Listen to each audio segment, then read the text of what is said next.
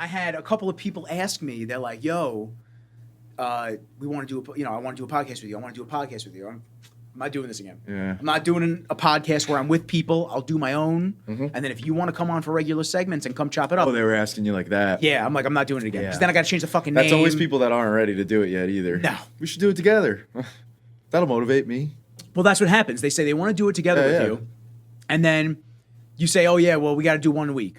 Oh, the schedule's kind of crazy. It's like, oh, but we're like using all of the shit that I've already purchased. Yeah. So realistically, you don't have to worry about that overhead that everyone else does. You just want the perks of fucking being able to shoot the shit. You just want social clips of yourself. Like it. Yeah. And it's great, but like at the same time, it's like, I don't know if you're actually ready to have those social clips go out there and get that criticism and get people that aren't always in your corner. Yeah. Because they're not always. Yeah, no, I even thought of that as a guest. I'm like, you gotta be careful what you fucking say. You do. You do. You have to be very careful what you say. But at the same time, it's like if you are just real and transparent to exactly how you feel about just what you want to talk about. Like if there's topics that I get on with people that they don't want to talk about, I'm not here to probe. I'm not here. And I have to explain this to some guests and, not nasty explain it. I just tell everybody, I go, yo, I'm not here to like stir up shit. Like if I have, so like when Juji Mufu came on, when Juji came on, I said, yo, if there's anything that you don't want me to touch or talk about, just let me know. And he said,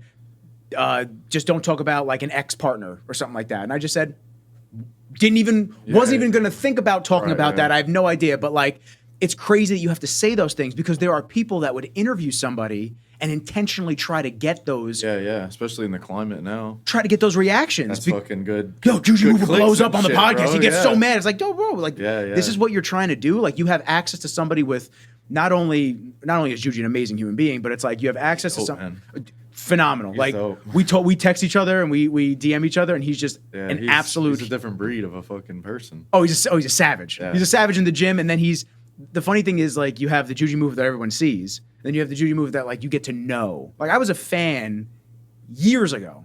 I never thought I would be hanging out and texting the guy. Yeah. And just like how Evan is going to Cam Hanes, Cam, I said, yo, that's crazy, bro. You got a fucking poster of him on your wall. That's insane. When you think about these things, that's an unbelievable, monumental thing in your life that's exciting. Yeah. These people that are your idols or people that you look up to or that you enjoy their content or that inspire you to do your best work, you get to like be in the same room and be associated with them. It's like, I agree.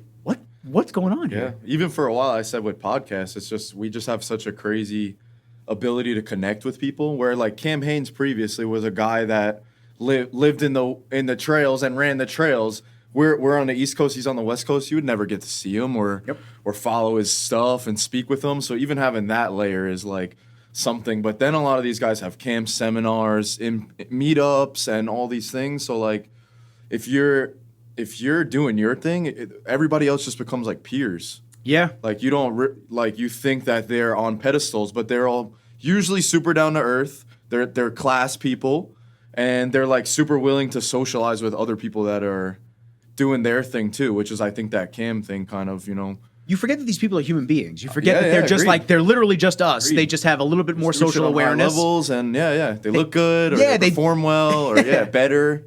But yeah, I think like especially as we've gone and the network has grown bigger. You know somebody that knows somebody, you can put me in touch with somebody, and this guy knows somebody else, and this guy brought him through, and then everybody just becomes like a degree or a few degrees of separation from like, oh shit, we're in the same room now, or we're doing the same, we're in the same race, we're in the same whatever now, and bonding over like similarities and things. That's the other crazy part. It's like you have a passion for fitness, and that has brought X amount of people into your life that have changed your life, not only for the better, but for, the networking capabilities of it. Dude, it's insane. I got, I said it when I did the podcast with Evan, I had said, I literally was introduced because Silly was going to the gym, and like, I know Tom, and I know you're familiar with Tom. So it's like all these people, it's crazy how the network, it kind of just shrinks down. And then Erica came on the podcast because Alex LaRusso from Empire Nutrition,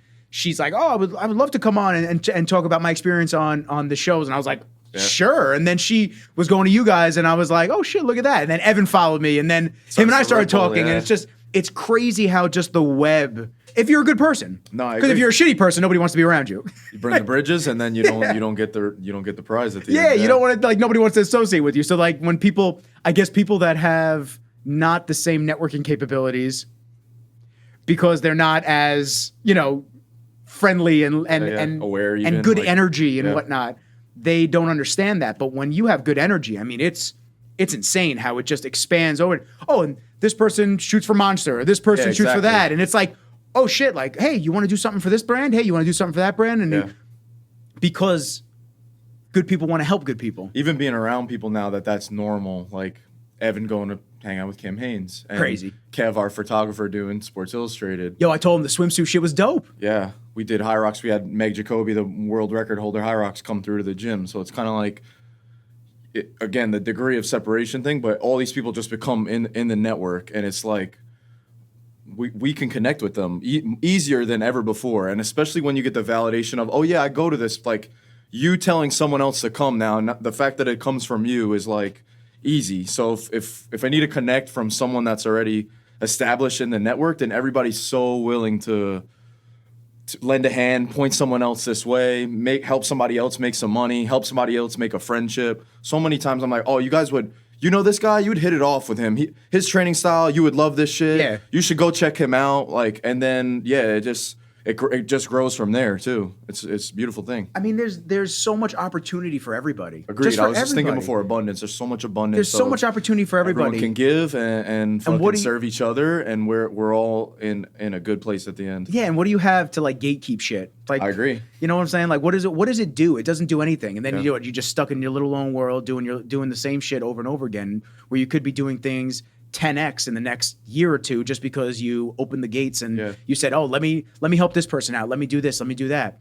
It's stuff like this. Like, this is, I always give like a 10-second, 20-second excerpt. Like when I do the podcast, it's like, I started this because I like talking to interesting people. I like talking to people that do really cool shit and that have a real sense of authenticity about them, because that's lacking a lot in the world nowadays. The authentic part is a missing piece of the puzzle. Yeah. So when you actually get to sit down with somebody and you get to talk about their journey and what they've gone through, and they're doing amazing things either in their space, fitness, business, just life, it opens people's eyes to it. So I always wanted to be able to put the spotlight on other people.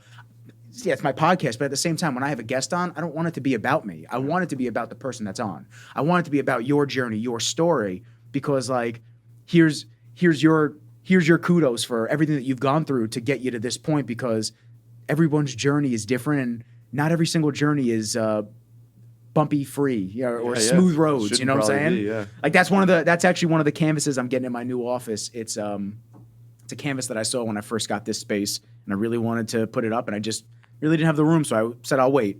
It's a ship going up like a vertical wave, and what does it say? It says, "Smooth seas never made a skilled sailor." Yep. Love it. Agreed. Just all of our experiences, everything that we've gone through, it brought us to not only to sitting down and talking today, but just shaped us for what we do for others now. Yeah. As well. Agreed. But we've been on. I have to remind. I figured. I knew you figured. That's kind of how it's easier that way. It's so much easier, man. Instead of doing an intro and kind of just, hey, Yeah, welcome, making man. it I got stiff. Taylor. I'm not good with OG. that, man. Yeah, I'm we're not good at breaking ice. nah. There's no ice to be broken. We're good, man. I feel. You know what? I feel like you are the mystery man at OG, and I've been intrigued. So once I had Evan on, I wanted to have Lenny on. I still do. I said, you know what? I got to get Taylor on, and Evan was like, yo, great idea, man. I got to get Taylor on. Talk about training and all the different principles and whatnot that he believes in, and I want to hear it all. I do, but I got to kick it back to like who you are as a human. And first, I got to thank you for coming down. Yeah, bro. And getting outside the comfort zone, doing a podcast. Thank you for having me. I was actually on the way. I'm like, fuck. I hope Nicky Rizzles is a good host, and he knows how to ask questions, because I'm not super forthcoming, but I'm very much transparent on like anything that I know that I would share. Like you mentioned gatekeeping before. Like I'm very much so like, this is what I think. This is kind of who I learned it from. Here's his school of thought. I've also like kind of abided by these laws previous to that. So I think I've went through so many things, and mostly through like fitness, but I think through fitness and nutrition, those are like avenues that just taught me a lot and gave a lot of parallels to other things, but you start to realize like you keep finding like the thing over and over, and it's like, oh, this is like the thing. And then you realize like you got sold something a lot of times, or like you bought into something that was like not the thing. Like maybe some things about it were useful for you to hold on to and keep doing, but we tend to just get, or me for sure, I tend to just get wrapped up in it, and I'm like, this is the thing. This is what I've been missing in my life, and like I can't believe everybody's not doing this. Like, how's everybody not following this way of living and this diet or like this style of training? And then time passes, and I realize I didn't quite get out of it what I was maybe sold on, or I think some things just aren't gonna. You're just not. I'm not gonna get into the NBA regardless of a training plan or a diet or something like that I follow. So I think I did so many the things that now being on like the other side of it, it's easier to just say like, here's what I know, and I'm not super attached to this, and like I'll have the conversation with you if you have a different idea about it. I maybe have tried what you did too.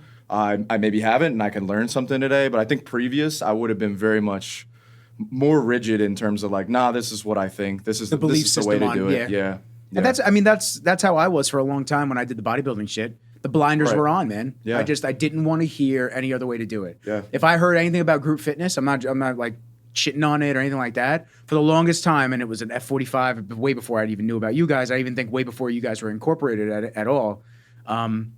I would think that it's corny and it's 100%. Stupid, and it's like, nah, fuck that, bro. I'm gonna get 100%. In the gym. I would still say that. Really, and I'm gonna do what I do, and I'm just gonna do my John Meadows workouts, or you know, I'm shooting videos at the time for Flex Lewis, and it's like I'm watching Olympian guys that are out here, best of the best, Kai Green, like. We're shooting videos for them, so, and we're idolizing them way before shooting videos, and I'm able to like adapt their training styles to me. A little different on the protocol side, but you know what I'm saying? Like, so you have to, that's something that I had to understand after a while as well. And that was something that I was blind to when I first started. I'm glad you mentioned that, honestly. Yeah, dude. I mean, I'm very transparent. Because you brought up authenticity before, and then I know you're very much involved in the fitness world. It's an interest. To be honest with you, I'm transitioning out of just doing the fitness stuff. Yeah, well, I see some of the hosts, I mean, the guests, some of the other guests that you've had. And so I was like, all right, I know this doesn't have to be just. Yeah, I've had, especially since Evan came on, it's a very weird life transition. I've had a very big epiphany, and the epiphany is I'm never going to be a bodybuilder anymore, and I don't need to be. And for a long time, I associated myself with being a Bev's guy, a bodybuilder, like I'm that guy. Like, we're going to all the fucking shows, you know all the top guys throughout the industry and this and that, and it's something to pride yourself on, because of your network and the people that you get to associate yourself with. But at the same time, it's like outside of that small little world, and it seems like a big world, but it's not. It's a small little world. No one gives a fuck. Yeah. No one cares how much you bench. No one cares how much you deadlift. They don't even understand what the number would mean. They don't even know, because we look at it like we're in the fitness community, so we look at it as, oh shit, he throws up, well, let's say 315 on bench, right? Regular fucking Joe is not going to understand what the hell that means. Yeah, I know. What does that mean? How many plates? Like, is that? Yeah, I don't know. They'll be like, I could do that. What does that mean? Yeah, that doesn't sound like 315 pounds. Like, I know. I guess that's a lot. Like, they don't understand. But to us, because we're so enveloped with the actual world of fitness, it's like we know these things off the cut, and we think they matter, and they don't matter. Like, so going from being super heavy, because I was 270 in high school, pre-diabetic. Really? Yeah, I was 270 pre-diabetic in high school. And then I dropped down, for those that don't know who might not have listened to other episodes, I dropped down from 270 to 190 in one summer. Jeez. I had gym summer school, 2 classes of it, because I didn't go to gym. I kept cutting and playing handball during the semester. So I had to walk the track in July and August heat. And I just walked the track, and I just wound up doing like keto turkey and cheese roll-ups. I didn't even know that was keto. I had no fucking idea what it was. But I just didn't want carbs. Like, I was like, okay, let me cut carbs out. And a chiropractor that I was going to at the time, he introduced me to macros. And he said, yo, this is what a carb is, this is what a protein is, this is what a fat is. I was like, okay, so this is 2008. This is before like real, if it fits your macros, and all these people came on the scene. So dropped the weight down to 190. About a year later, I met a girl, started eating out and not taking care of myself, not playing as much handball or going to the gym. And I went back up to, about a 3.5, 4 year span, I went back up to 240. Oh, shit. And I was away at college at Quinnipiac. I had just joined Bev's. You're how tall? 5'10"? Huh? You're 5'10"? 5'10". 5'9"? My man. No, I'm like 5'8". Okay. Yeah. Thank you. Yeah, 5'8", 240 even is big, but 5'8", 270 is fucking big. Big, man. Yeah. Big. So, so long story short, I said I just joined Bev's a year prior. I said I would really like to get in shape and do men's physique. And I dropped from 240 away at college, dropped from 240 to 150 to step on stage in a year. And I was shredded. But at the time, I thought that I was doing things the right way, and I wasn't. I was treated like a guy on gear. I never took anything. Yeah. The hardest shit I took was a ECA stack, which is the ephedrine, caffeine, and aspirin pill. That's the only thing and it was like basically a fat burner. Right, yeah. That's all I took. That's the hardest shit I took during my prep. I didn't take Clen. I didn't take anything. And I was treated like a guy on gear. So like my body responded, but it collapsed after the show. And I went up 35 pounds 3-4 days after the show. So I went from 150 to 185. Yeah. And it was all water. It was crazy. Actually, that was my phone. Metabolism probably shot. Everything. I had edema. My ankles were swollen. It was actually insanity. So somebody just asked me this recently. Show you how big I had the picture saved. So I know you've never seen it. So this is what I looked like day of the show. Jeez. Crazy. Healed, yeah. Crazy. How old? 22. Yeah, you look great. 3 days later. Yeah. Crazy, Your lines dude. are gone. I had no idea I had no idea. I thought, oh man, I just worked my ass off. I'm gonna have abs for a while. Nope, that's not how it works. So, I did what only fitness competitors really know to do. You get excited for the next show. Right. It's like, oh my God, I'm gonna do another show. Do it again. Get back in shape. Yeah. That's it. I'm gonna get back in shape. Yeah. Took an off season, did another show, and then after that, I had a burger after my show. Didn't look as good. Wasn't as dry. My body was shot still. Wasn't as dry. Didn't look as good. I was lean, but not like that. Not crazy lean. Mm-hmm. And I just said, you know what? I'm good on this. I'm done on this. I had a burger and fries after my show, and that was it. And over the years, and this is getting to functional fitness. I promise. I'm with you. For those listening, I promise. I'm gonna let Taylor speak. I promise. So over the years, I tried a couple times to get back in and do shows. And there were a couple times where I looked insane. And 6-7 weeks out from the show, I would talk to my guy down in Florida. He's a doctor, who was the guy I wish I was working with from day one. Mm-hmm. And I'd send him a progress picture, and I'd be like, Like, he's like, dude, you look great. Like, what's wrong? I said, I don't want to do this shit, man. I'm good on this. He goes, you sure? Yep. He goes, you're lean for summer. Enjoy. Go eat. Okay. And that was the last time. That was in 2016. Mm-hmm. That was the last time I tried to do a show. And then now that I've been lean, getting leaner from you guys and just training my fucking dick off and jujitsu and just everything, it's like now I'm getting lean again. People have been hit. Oh, you gonna do a show? Yeah. Fuck no, dude. You can bodybuild without competing. I can just look good and I can look. And the best part about it is I look good and I'm functional. Yeah. Like when I'm that lean for a show, I don't feel good. I'm tired. Everything hurts. Like I want to go to bed. I'm cranky. I'm Your hormones are all shot. I'm food starved. Like I don't want to do anything. And that's part of, they'll say the journey, but it doesn't have to be that. You can be lean and you can look really good and you can still be a pleasure to be around and you don't have to be an asshole. Like you can eat. Yeah, it's another side of it. You can still eat good foods. Yeah. So when we talk about the industry and how it's changed over the course of that 2016 to now, my viewpoints and opinions have changed. My boy Jamal, he's taught me to box a little bit, the jiu-jitsu, stuff with Tom, you guys. During COVID, I got a bunch of stuff in my garage. I moved out of my mom's house, so it's all there until I get a house. But I have landmines. I got kettlebells all the way up to 120 pounds. Like I got an assault bike, which before I started doing it, you guys, I couldn't do that thing for more than 30 seconds. Now they're like, oh yeah, mile scorcher. I go, I'll probably do this in a minute and a half. Let's go. And I start trucking it. So it's just crazy how that switches. I mean, what was your experience when you first started in fitness? Were you super skinny and you wanted to get in shape? Were you heavy? What piqued your interest to get you into the field? We're talking like young. So I mean, if we're talking young, my dad was a bodybuilder. Oh shit. Growing up, my dad was a bodybuilder. He was He was the type of person who would work out on vacation. Like fitness was a big part of his life, and I was very well aware of that. And he's a big guy. Like he is maybe a little shorter now, but he was 6'4", and like big 240 and big bodybuilder fucking body, you know. And so I was exposed to it for a long while. I really was just interested in playing sports. Like I was a baseball, basketball, football, high school athlete. Like good athlete, like not like the best maybe, but like good athlete. Good all around. Yeah, just good all around. What'd you like to play the most? It kind of just varied. Honestly, if I could have been anything, I'd be in the NBA, like for sure.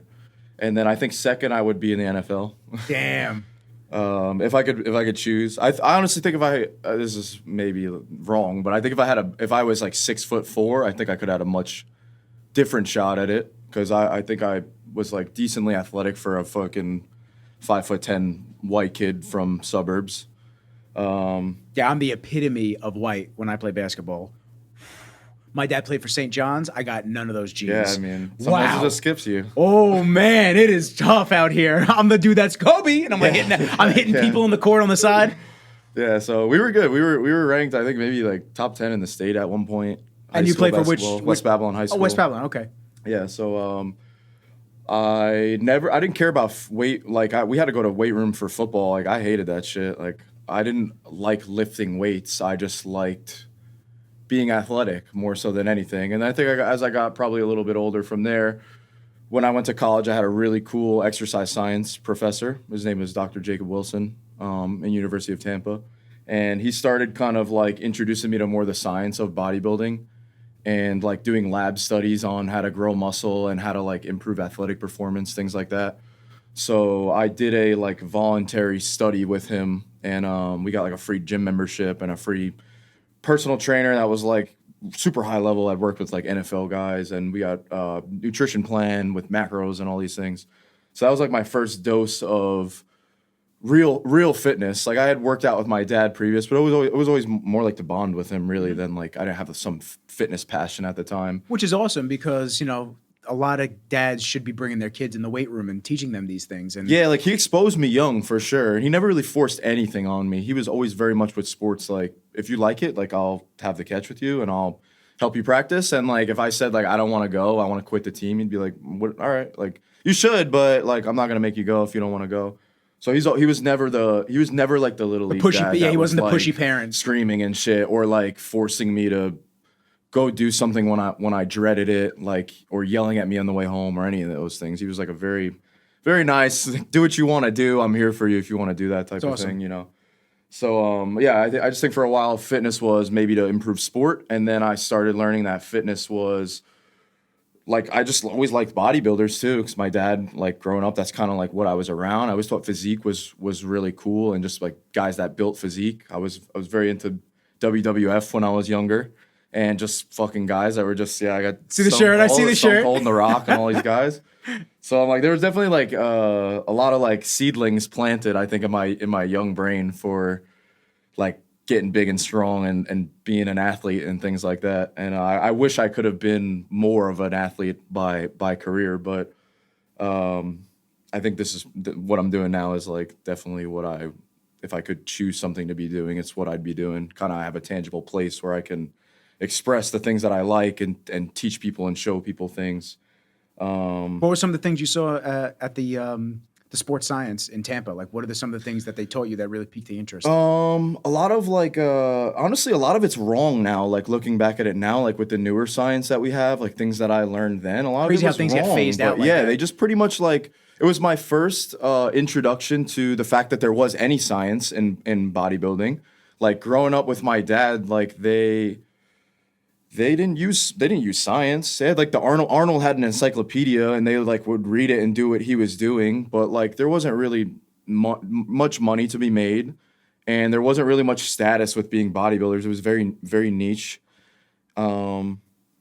So it was my first intro. I liked science already. Like I was not a nerd, but I always did well in school, and I liked science. It piqued your interest. Yeah, exactly. It just was interesting. Which is awesome when you start to align with things and you start feeling a certain type of way because you start to say, well, I don't like this, but this is kind of what I'm enjoying learning more about. And the more you learn about it, the more you want to tell other people about it. That's how it it gets to be the passion. Especially with my dad, I'm like, oh my God, I could teach him all these things. Like, and he's always been like, obviously on a pedestal for me in the bodybuilding world, but I'm like telling him things that I learned, and he's like, oh, I never tried that. And we would try them, and he'd be like, oh, that was sick, you know? So I'm like, oh, I'm a fucking genius. I know everything about bodybuilding science now. But I think just in general, the fact that there was that science existed, that you could test things, and that was my first idea of like, some things work better than others, and like a lot of bro science is maybe wrong, or a lot of things that I had heard they had taught me through the class, like, no, we studied this, and like that's not true, you know. And again, a lot of that stuff changed now, but I have a much more open mind to a lot of those things now. Whereas before, I would have been like, this is the way, this is the rep range you need to use, and I learned it. They published this thing, and this is how it is. It's a study. I saw Lane Norton talk about it. Exactly. I swear to God, Yeah, it's real. yeah. It's real. Right. So now I just think I can weigh things better, and I still very much take a like sciencey based approach to lifting, where I like as much proof for something to be doing something as I could do it. But I also have a much I'm a lot more confident now to just do something that felt good. That it's amazing. I get to work with people now because I can just try things. And I worked with a few really cool coaches that would just test things and be like, let's try this. Like, you know, just see how it goes. We'll do this for a few weeks, and if not, we'll adjust the plan. And I thought that was way more realistic than, here's the system, this thing works, and if you just follow the 9-step program and do the movements, then you'll get to the end result. And so many times I'd be like, I'm not getting it. And they'd be like, well, you must be doing it wrong. Yeah. You know, and Not so, tracking the right way. Or right. Not And so many lifting the times right I would way. deny what was right in front of me, because I'm like, but this guy is freaking doing it himself, and he's doing what I want to do. And like, so why can't I squat 900 following this guy's program? Like, it's not making sense that I'm not adding the right amount, you know, kind of from week to week. So I think I have a much more like realistic.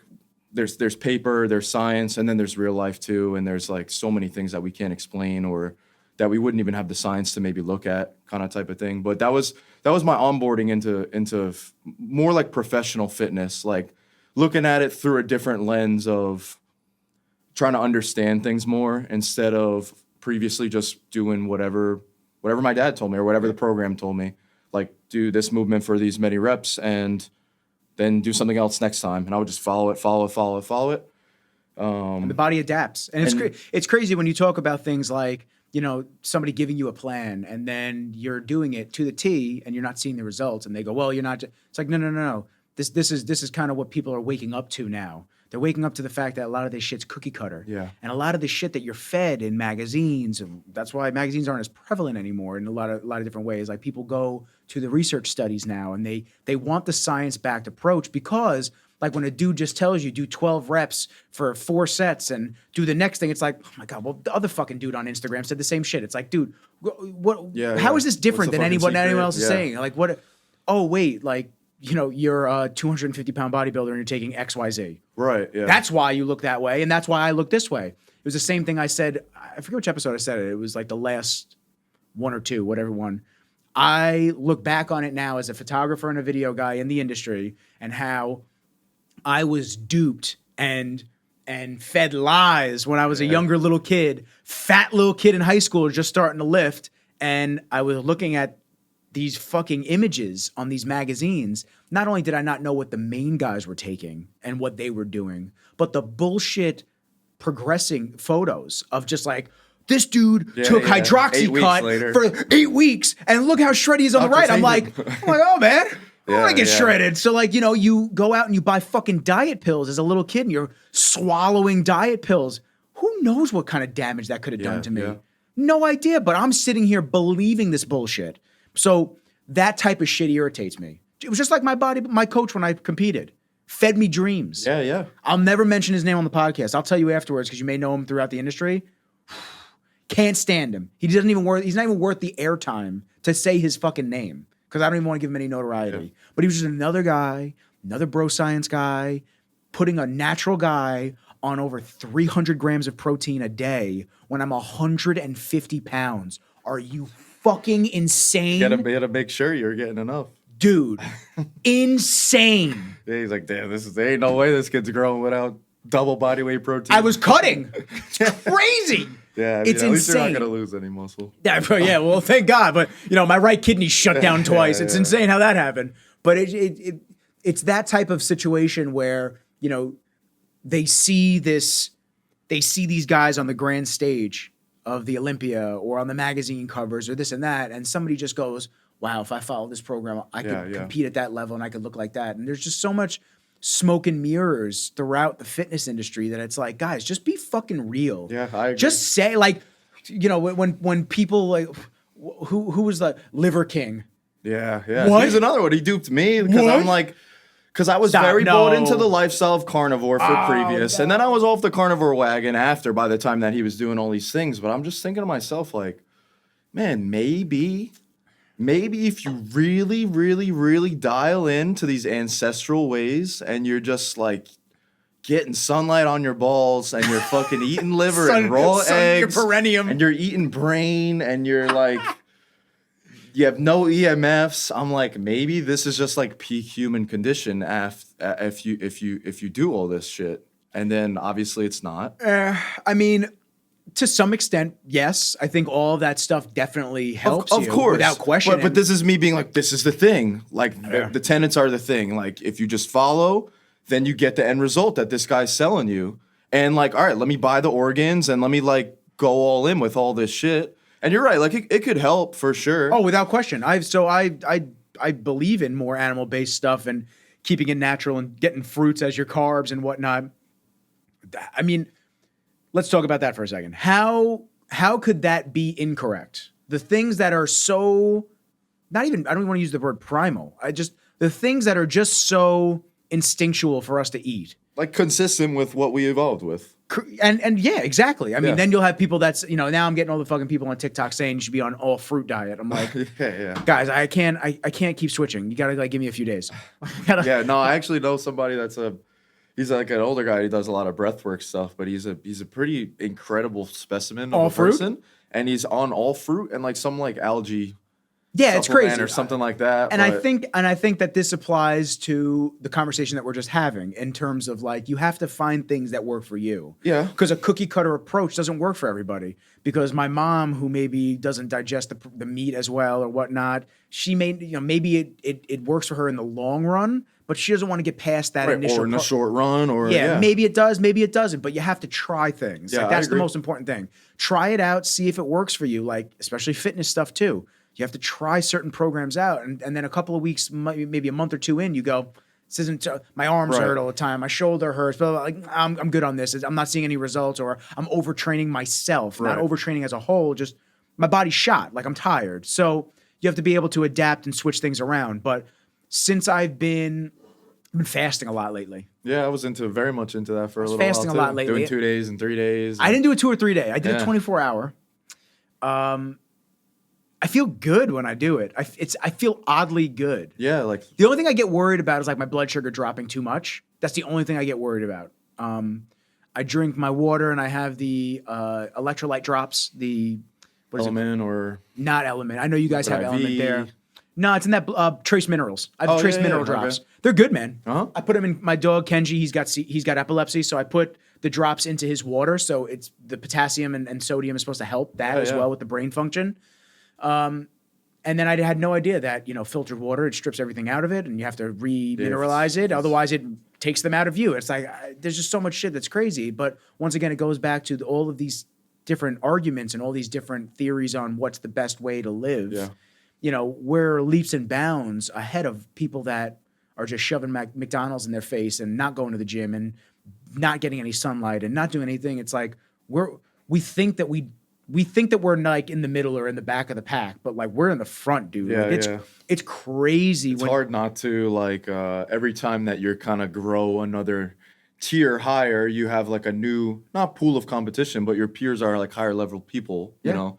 So even like we were just talking about before, now so many people I know have also very high level friends and peers, and the more that we rise as a brand and us as individuals and the peers also, you just become around more people that are also doing super high level stuff. And it's sometimes a little bit, it works in both ways, but it's hard sometimes not to be like, fuck man, all these other guys are like so much stronger than me. And you like have great numbers, but Comparison's the you thief are of like, joy. yeah, and you're like, I'm in the back of the pack, you know, from the legends. Like I would say, somebody's got to be the worst in the NFL or the worst in the NBA, and like these guys are top 0.1% of athletes in the world, but in their own life they probably struggle. Like I'm not that good, and like Everybody, man, we all have those issues. right? So it just scales to where you're at, essentially. And it's throughout life. My boy Josh came on. I know it's not his quote, but he's the one who said, like I just said it, and I'll say it again. Comparison is the thief of joy. It really is, man. And that's for creative work too, man. How many photographers and video guys are there? Talk about it all the time. Yeah. And there's a lot of really good ones. Yeah. Kevin's great. Like there's a lot of really good ones. And you can't look. The thing that you do when you first started, you look at everybody's competition. Yeah, you yeah. can't. I don't look at everybody's competition. you. Once again, the abundance. There's Keep more showing than up, doing your own thing. Bro, there's more room than enough you work for there, too, everybody. yeah. There's more than enough work to share. Yeah. When I can't get to a shoot, sometimes I recommend people. Right. And it just bubbles still nicely for everybody. Sometimes and one hand there's feeds too the much other, work, and- man, and you gotta show love to everybody because we're all just on this fucking planet trying to do our best. So, you know, the comparison thing's tough. The comparison thing, you try to stay in your lane and focus on what you're doing, but we're humans. You're gonna look at other people that are similar to you, that are doing the same thing, and you're gonna say, oh shit. But at the same time, that's also, like you said, it's gonna start ticking that level up because you're gonna have to match that energy or get left behind. Right, like it works in your favor sometimes if you let that pressure kind of, then you rise to the occasion maybe a little bit. But it's funny you mentioned Kev because he texted me today about, hey, you should start I know maybe this is crazy, but I see all these guys doing content. Like you should really start to put your content out. I feel like you know a lot and you can do like just like they're doing. And I'm like, I know, but I think they have like such nice, like they make it look so nice and so presentable. And I'm comparing, like I don't know, like that's my friction point is like, I can film myself doing a set, but then like now I got to make a piece of content out of this. I got to maybe voice over it or mic it or and write a caption for it and things like that. And I'm like, I don't know. I think these guys are just doing really well. I don't know if I could do it. And he's like, you shouldn't worry about it. Like I've seen some of them that aren't put together that nicely, and they have lots of people that listen to them and enjoy the content. So like, you should just do it. And I didn't even answer him. Sorry, Kev, but I'm like, you're fucking right. It's all love. There's Here it nothing is. else I could say besides like, you're right. And I want to do that type of thing. But when it comes down to it, it's just a matter of putting the stuff out there. And it doesn't matter how grand the scale of production is a lot of the time. It just matters about getting it out there because your first video might not hit. Right. Your second Probably video won't. might not hit. Yeah. Your third, fourth, fifth, sixth, seventh, eighth, ninth, 10th might not hit. But if you when you keep it consistent and you continually put stuff out there, bro, some of my podcast shit gets on TikTok especially millions. right. Some of it, Yeah. 100. Yeah. I don't know. Whatever. I'm gonna keep putting shit out. Like if I waited, and I hate to compare myself to Joe Rogan because I'm nowhere in the fucking league, not even close. But it's like when you look at somebody like that's a standard, a guy that's making that much loot, has that caliber of guests and friends yeah. around him. You know what I'm saying? Like Highest tier of where you could kind and of be in the production value. industry, He's yeah. got a guy running the boards for him. He doesn't have to continually Studio check. is sick, yeah. Yeah, he doesn't have to continually check the cameras, Yep. and he gets to focus on the interview. So like, if I waited to get to that point, I'd never start. So I have to be able to just start. Say, Nick, we got to start somewhere. So like, my first podcast fucking sucked. Yeah. This is gonna be episode 61. I think we're I mean, I think I'm much better. I get a lot of people think that say you're they pretty love it and this and that and Yeah. the guests and whatnot. Yeah. You know, I still have a long way to go. I'm not in this for the short gains and the short term. I'm not looking at this like if I don't get 1 million views on the podcast episodes themselves by the end of the year, I'm throwing the Discouraged towel and in. stop, It's like, yeah. no, man, you got to keep it going because like I have you on, then a couple people listen and they go, oh shit, he had Erica on, and they start listening to some of the episodes and they connect with some of the content. My girl Marina, she's amazing. I love Marina. She came on the podcast. She talked about her double mastectomy. Like that's crazy. Yeah. That women can associate with that, and that's such an important message to get out about her finding lumps and whatnot. And you know, she has a medical business in Huntington, so she does acupuncture, cupping, scraping, all that stuff. Then it plugs her business, and then it goes round and round. Like I want to plug OG. People ask me all the time where I train and shit like that. I tell them I haven't gone back to Bev's. I go to OG. Yeah. Which is easy. I go in the morning. I fuck the workout up. I leave, and then I go to Sarah's later, and I get my joints popped out of place. Like it's fun. It's a good time. It's a good mix of things. I want to put everybody on and keep it going, but if you don't get to that, you know what I'm saying? Like if I never started, this episode never happens. Her 100%. episode never happens. No, you're right. So little live advice: just shoot the content. Yeah, no, you're right.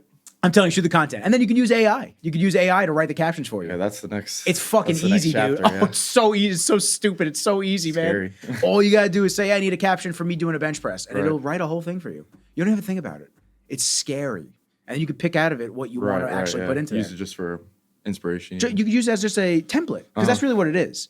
Like it still doesn't have that humanistic, real person behind it. And it never will, theoretically. But it's pretty crazy how wild it is in this stage of the game. So I wonder what they're not showing us yet. Yeah. Because it's always like when they start rolling things out to the public, it's like, okay, well, what do they have behind closed doors? That's what I want to know. I think there's probably boundless entries for using this technology to change every industry. It's nice because it takes the monotony out of certain things. I hate writing captions on posts. Right. I hate it. You can automate things. And you can automate. Not only can you automate things, you can tell it like I need a SEO driven, a search engine optimized driven caption, which will help you get found easier. Right.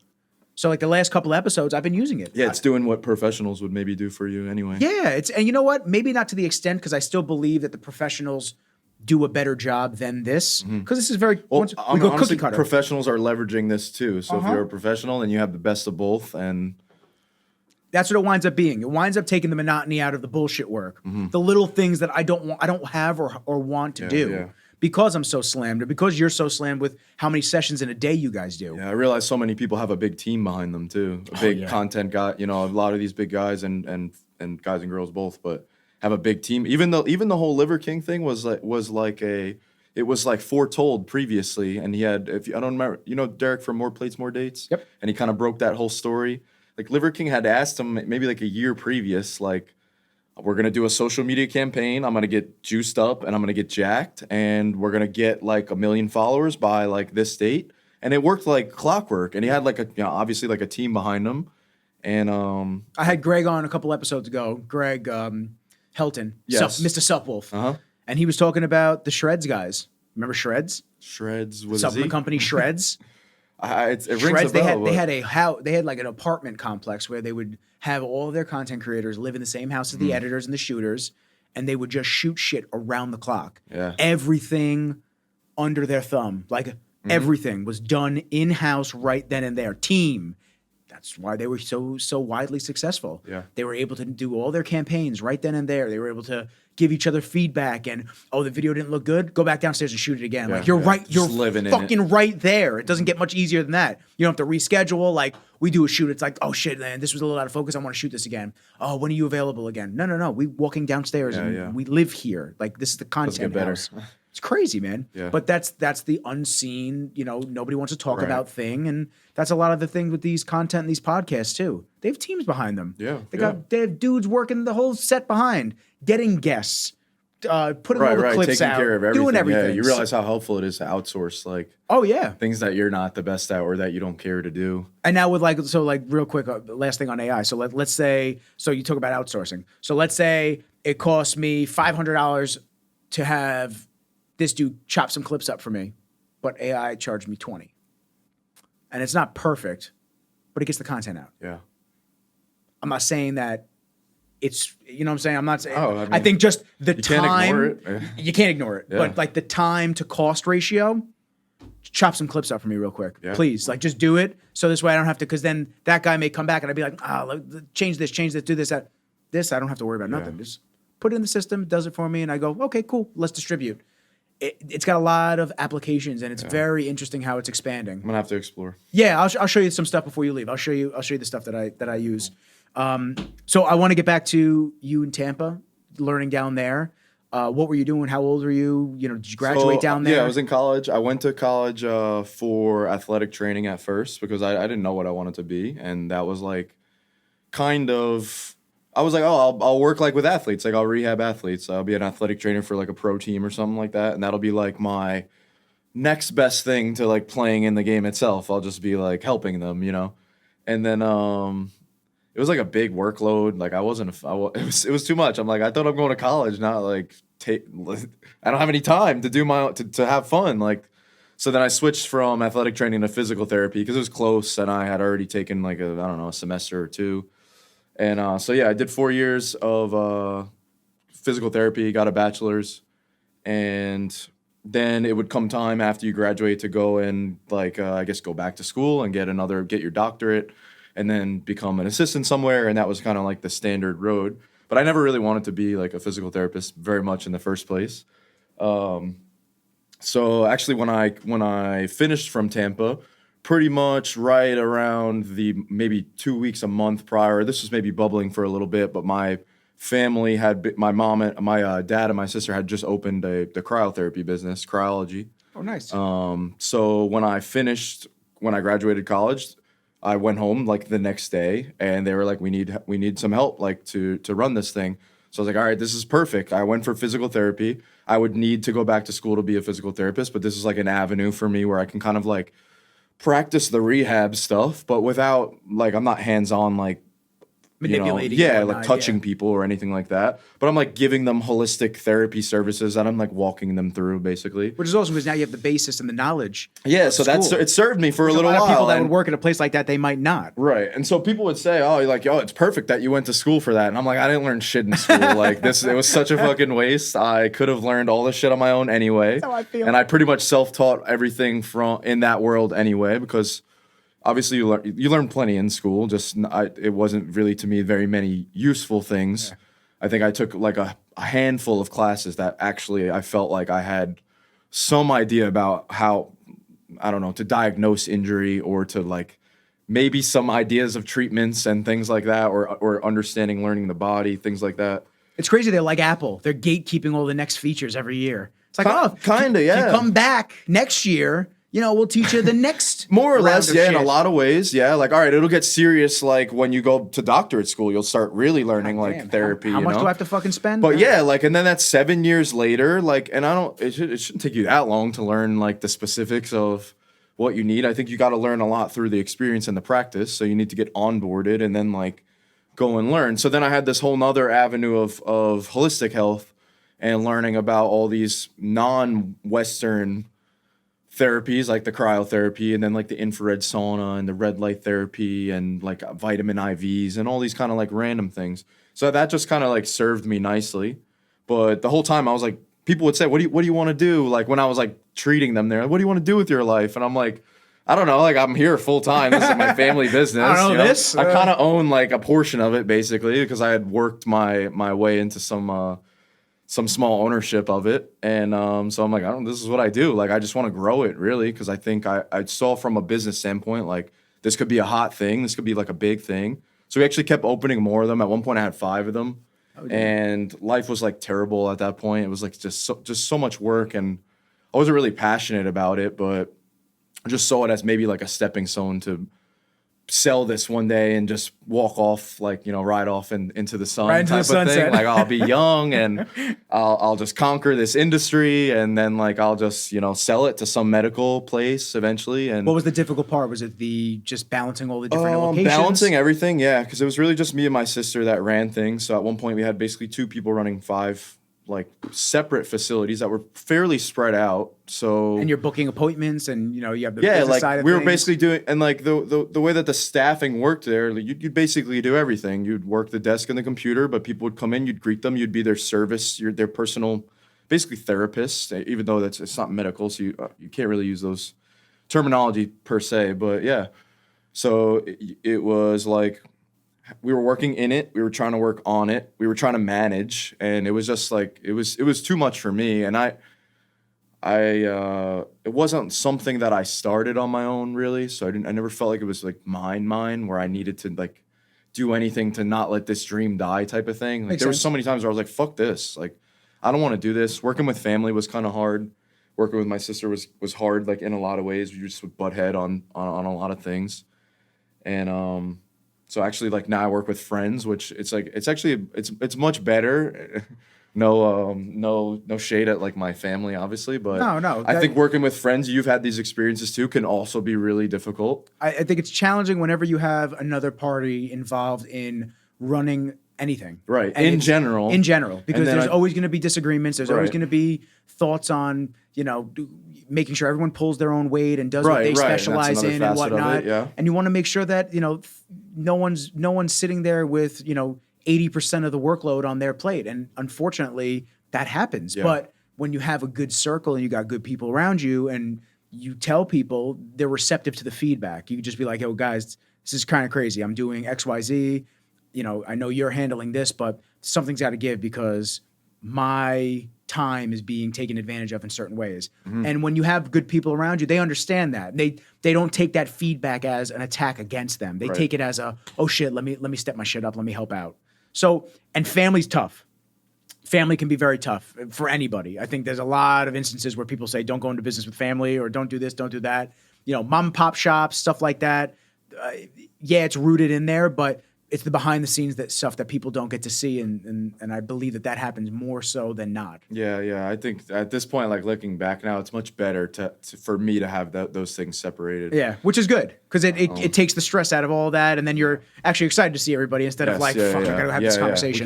We can never let it go. But otherwise now, I work with like my two best friends, which is a much more refreshing dynamic because they're very respectful of me and the things that I have to say and the changes that I maybe would like to make or suggestions that I have and things like that. And I just felt like before that wasn't maybe taken as like seriously or when you feel like you have something to give and then it's like shot down or rejected, it's hard to keep giving or to keep wanting to give into that pot when you just feel like. I think this is probably like with small business anyway and entrepreneurship anyway, where you just feel overworked and underpaid a lot and like you're doing the most, and obviously you don't get that instant return almost ever unless you just get really, really lucky right away. But otherwise you just eat shit for like a while and you put in a lot of work and you do things that eventually like you won't be doing. You'll be paying somebody else, or somebody else will be begging you to kind of take on that role for you type of thing.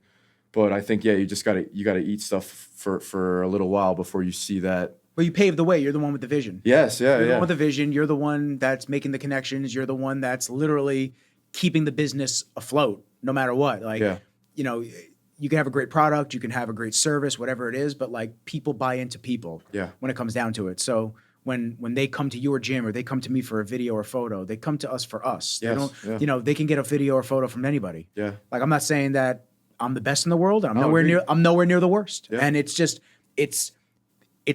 like that with training as well. There's a lot of training studios, but y'all hit it off. I always say like we'll give you the workout if you want. Yeah, like, take it. Go ahead. You take the yourself. workout and try to do it. It's not going to feel the same. It's not going to be the same vibe. It's not going to be the same. Attract the same people and have the same energy. And there's like a sauce that's a lot of credit to Evan. Not really that repeatable. And I think, kind of tying back into what I was saying initially about just access to information and podcasts and things like that, I think we were born in such a unique time where we are products of all of these incredible people, and we've had the opportunity to be students of the greatest teachers of our time and in past history too, because we can read on anybody really that you want to, but now there's all these giants of today and of like the recent past. And you can kind of, whereas Cam Hanes might have been this fairy tale figure previously, you can, or Evan can now go and spend time with this guy and come back and have some new fire to bring and a new invigoration and make some new network that's going to put us on the map somewhere else, and things just bubble insanely. So I think that we were just in such a super, like, if there's ever been a good time to strike when the iron is hot, the iron is like as hot as it's ever been in history right now. It's going to keep heating up. For you to keep learning and keep getting help from peers that keep elevating themselves too, and then you find yourself in the network with like all the other best people kind of from today. And I think your platform is cool because you propagate that basically. Like, your service is sharing everybody's knowledge and stories. I love it. And the podcast medium for me is like just the easiest way to consume. I can just listen. I don't have to read something. I can do it passively. You can tell me what the episode's roughly about or who the person is before I even tune into it. Like, I'm like, this is set up. We need to be the best and the smartest and have the best workouts and know all of the best cool things to be adding in, and our vision can be like boundless because now we have so many examples of people who have done really cool things in their own right. And even like 2 weeks ago, me and Evan went into the city, this cool place to live method. They had a little like soft warming kind of type thing. But you just start to see, oh, this guy's doing a sick thing in the city and he's doing private training and there's 15 people training at once. Oh, we could do a little element like that if we get a little side thing. And like our vision has just continued to grow as the product has grown. And now we're just like, we can do whatever we want, man. We're in the primest spot to do whatever we want as young people that are like so living this life and true to it. And there's definitely not many people like Ev. Definitely not many people like Len. It's not many people like you either, man. Yeah, Come on. It's like a good triangle of force. We're going to get into the triangle.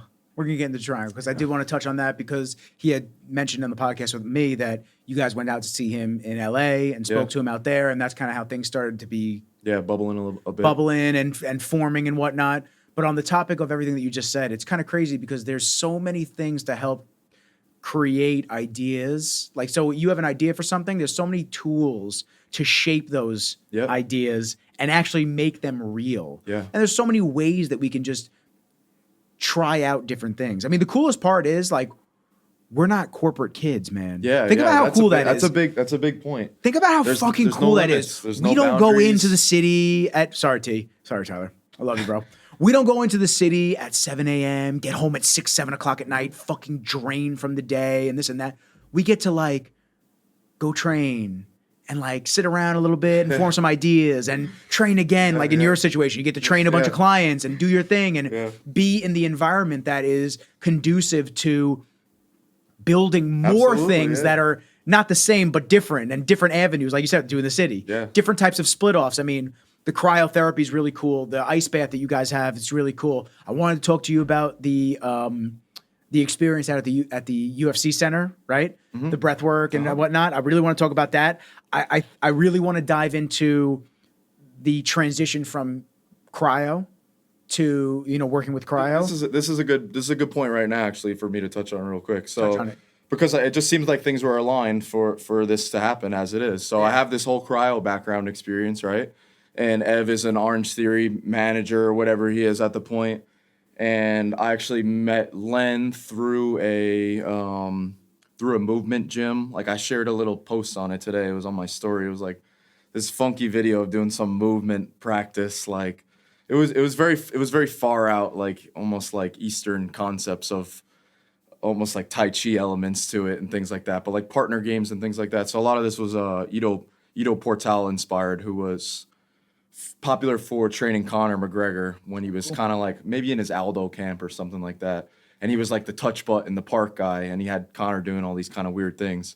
So one of my really good friends had linked up with another guy. They opened this kind of gym that did this style of training, which was a little bit of gymnastic, a little bit of strength training, a little bit of abstract games and skill work and coordination and balance and literal hybrid training. Yeah, but like less of like the training aspect of it. A lot of it wasn't hard. It was very much learning skills in a lot of ways and learning how to move your body in new ways and isolating things differently. And anyway, it was like a I don't know how to describe it other than like a weird practice. Like you'd go, if you were doing something, sometimes you'd be like, this is like the weirdest. I don't even know what I'm doing right. I'm like crawling on the ground and like rolling around to music while somebody's doing something to cue me. Like I don't even know. Like I'm loose right now. There was a lot of weird shit going on. I don't know what it is, but I'm loose. Yeah, like there was a lot of very valid things too, and it's a really cool studio. If anyone wants to check them out, it's called Locomotion. That's kind of like where me and Lenny met at first. So that were just crawling on the ground together. You're like, yo, man. Yeah. And he would always just be like, you like he would see me doing sauna and things like that, and I had the cryo place at the time, so he'd be like, I want to come like kick it with you in the sauna, and I was like a little bit of a lone wolf at that point because I had just finished school and basically started a business where I was like, all my school friends were still like being young 20-something-year-olds, and like I would work on Saturday, Sunday morning, so I wasn't really going out Friday night, so I kind of like lost a bit of connection to them in a lot of ways. It's a weird transformative time too. Yeah, which I was like cool with because I'm like I'm taking on this new business endeavor. I'm gonna be a business mogul and an entrepreneur and this like young and do it all. And it's nothing against them, obviously, and that type of lifestyle. It's just like it didn't match up. It just wasn't what I wanted to do. Yeah, it's a phase out. I was very over like partying and like going out to the local bars and shit like that. I just like had enough of it. I just wanted to streamline my like career basically. So I had the cold thing already going on, and I had a couple spots, and so me and Lenny would kind of like kick it and hang out a bit, and then he would just kind of like mention that he had a friend Evan that I would like, that we would like connect with, because Evan was very into fitness, and he knew I was like very into fitness like that too. And then I don't know. Me and Evan had hung out maybe through him like a few times, and I don't remember like the exact timelines of everything, but we had like lifted a few times. Like we would go to the gym to like the three of us together and just do like some CT Fletcher shit and That's like dope. just throw some weights around, whatever. And then Ev like privately had reached out to me at some point about opening an Orange Theory, because he had a woman, I think, that wanted to fund him to do an Orange Theory, and he was like had been doing it for long enough, and he was big enough in it that he definitely knew the ins and the outs, and could like, I was very much so like he should have been doing his own thing a while before he even ended up doing it. So he was like, would you want to do some recovery shit on the side of it? Like you can probably put a cryo chamber in there and do the little sauna and whatever. And like we can do this on the side of the gym. And I don't usually say no to things off the bat. Like I'll always take a step forward and be like, well, let's see. Like I'll feel it out. Map some shit let's out, go see. all the way until the point where I need to make a solid decision to put some money in or something like that. And then I can kind of back out if I need to at then. But I'll kind of like entertain the idea. So then we would just like bullshit a little bit about like this was like a little bit on and off, like how much you think it would cost, or like for me at first I was just like a partner that was going to do recovery. So I'm like, just let me know like basically what size building you're going to use, what size I would have to work with. I knew the ins and the outs at that point. This was maybe like 2020. I'd been doing my thing for like 5 years now, the cryo stuff. So I felt like very, very confident that I knew the ins and the outs of like all these holistic things. Like there's nothing I haven't heard of, and you know, so And you're keeping up because of your background. You're keeping up with new studies. You're keeping right, up with new exactly, things. yeah. And I like had this little science background from school, so I was very much into the science of all these new things, those modalities that were coming out, into biohacking, and like just the onset of a lot of these things that are like a lot more popular now. So I was like, this is great. Like I've already worked my family for a while, where we've been like grindy for a while, and I feel like I've tried. We had all these things, and then we had to like downsize after. It was too much. So I'm like, this would be like my perfect like branching out, where I can do what I know, but now I'll just do it on my own, and I'll get to not be overworked and underpaid. I'll reap all the rewards of like everything here. So I'll just entertain this idea, and we'll just see kind of where it goes. And I guess somewhere along the line, it just turned into like, I don't know, maybe the lady pulled out or something like that. So it was like, do you think we could do this on our own?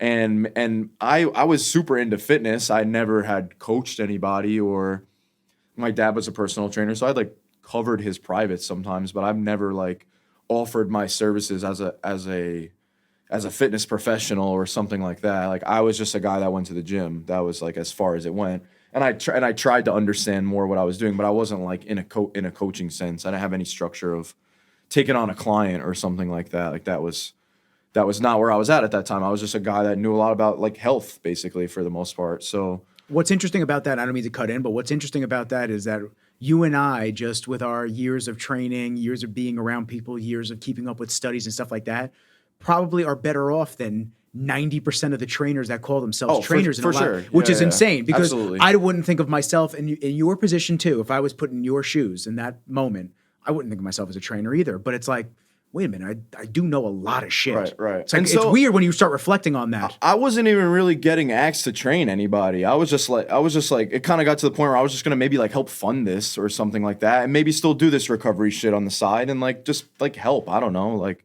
Basically, we were just kind of like friends at that point. I was like, this could be cool. Like, let's start a Figuring the- podcast yeah. together. Like, let's start a gym together, you know? Figuring the roles out. Yeah, and I remember him being like, it probably won't cost that much. Like, maybe like 5-10 grand. We could just get like a couple barbells, and like we'll find a little space. It'll be like $1,000 a month. Like, and I'm like, I don't know. It seems like that's like a lowball number, but I have like a little bit of savings. I have like 10 grand or something in savings. Like, I'll like, let's just kind of keep playing it out. And I think he and I are not super like to go through all the steps of finding a spot and signing paperwork and all that shit. Like that's not where he and I are. That's not really our forte, more or less. I think we just like to do what we do and try to do that stuff well. And But then like, you have a third partner and that then steps in. So we would just kick it kind of like in my backyard. So kind of this is when COVID happened, basically. So cryo has to shut down. Gyms have to shut down. My business has to shut down. But I still have the business, so I still have the spot. So I have the key. I can still go into it. So we would like legit meet up every day, and we would like go in the sauna for like an hour. and then like I don't know, go for a run or like something. But we would just kind of meet up like every day because there was like nothing to do at all. So we would like maybe ride our bikes or whatever and meet up at the spot and sit in the sauna. We'd kick it for a while. And then go about our separate days, and it'd be like, all right, see you guys tomorrow, like type of thing, you know? And like, you knew because you knew you had nothing to do tomorrow. It was kind of cool in retrospect. So it was interesting, yeah. And it was such a break in the pattern at that point where I had a business that ended, and then Ev was kind of out of work, and Lenny wasn't working with the Yankees as an accountant, and they obviously, like, everything stopped pretty much. So we all had this nice break in the pattern, and we would just shoot the shit about kind of anything, but it started kind of bubbling a little bit, this idea of like Evan having a gym that I might help with. And it wasn't really anything yet, so I don't remember exactly how it went down, but I remember Lenny being like, I gotta get in on this. Like, you guys are doing a gym? Like, what? Like, let me fucking in. So we were like, we don't have anything yet, so sure, like you could be on board with it, you know? And I think he was much better at like really being assertive with taking the reins as far as making it real. Because like I said, I'll just keep saying yeah to the next step. If you're doing the legwork, then like sure, yeah, it sounds good. But then it really like got to the point where it was like I found a spot, like we can really do this shit. And I was like, I didn't even look at it, and Evan didn't even look at it either. We were like, all right, like Lenny found it, right? Lenny found it, yeah. We were like, sounds good. Like I remember he had like a PowerPoint in his basement, like of a couple like prospective locations, and we're like, obviously they're just like photos on the street view and shit like that. And I am still like this guy that's like not really going to be a trainer, but not quite like I don't really have any role more or less. So I'm like, yeah, all sounds good, whatever. Like I have 10 grand to just like throw into this shit and like see kind of where it goes.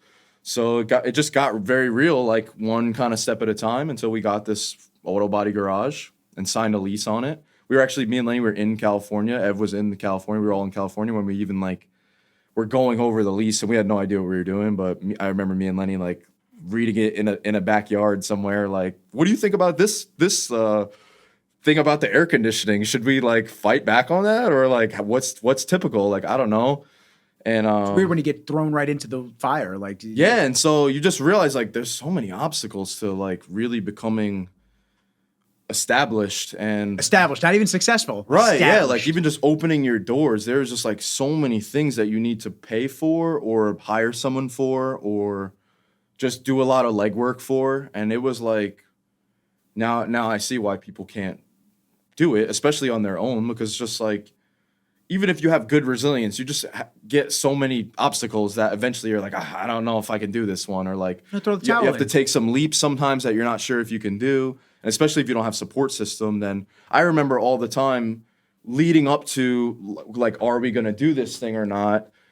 It being like maybe one day where I'm like, guys, I don't know. Like it's COVID times. Like it's a lot of money for us to open the gym right now. Do you think maybe we should wait? Should we like try doing this instead? Whatever. And then another day where I'd be like so on board, but someone else would be like, I don't know. Like this is scary. I'm having second thoughts on it. So we kind of just all kept each other on the wagon, and just everyone kind of taking, I guess, a little piece of contributing to the vision and feeding in and keeping the ball rolling. And then so it just got very real, I guess, at some point. The cyclical emotions are crazy. Yeah, and then it just exponentially kind of went until we've had a physical location. We had this garage, and I'm still just totally trusting Evan at this point. Like he's like, I have clients that used to come to Orange Theory for me. They'll come and they'll follow me, and I'm like, all right, like, you know, like you're the guy. So I'll do whatever you need me to do, but I'm not really qualified to do anything right now. So yeah, and then let me ask you this: what was it like rolling up to the garage the first time? You know, I'm never like the type to like make something grand or I just always downplay everything. I don't know why. No, just downplay everything. Give me the real raw emotion. What was it like? Downplay everything where I'm like, all right, it's not real yet until this, or it's nothing yet until, all right, we're open, but so what? Anyone can sign a building and open doors and buy shit, but it's nothing until we get to here. And then we got to there, and I'm like, all right, well, it's nothing. It's not worth being super excited about. You want to count your eggs until they hatch. And my previous experience with business was very much like, kind of like check to check as far as like business expenses, and like I never got to the point where I was like, oh, things are so good and everybody's just rolling in and we're so busy and it's so easy to make payments to everybody and to pay the rent and to do the ads, and like everything's just fine. Like every week I'm like, oh shit, like 2 weeks there's payroll, and like how many customers did we get today, and like kind of like pinching the bottom line. So it was like so stressful being an owner like that it made me try to just like not even think about shit like that. So then we had this kind of business. I was just like, I don't even want to think about shit like that. I just want to like do the best things that I can do where I'm axed and help in the right ways. But as far as like the gym itself, like visceral feeling, like none, honestly. I was like, all right, this is a place and we have it. And now we have to like fill it and do good stuff with it.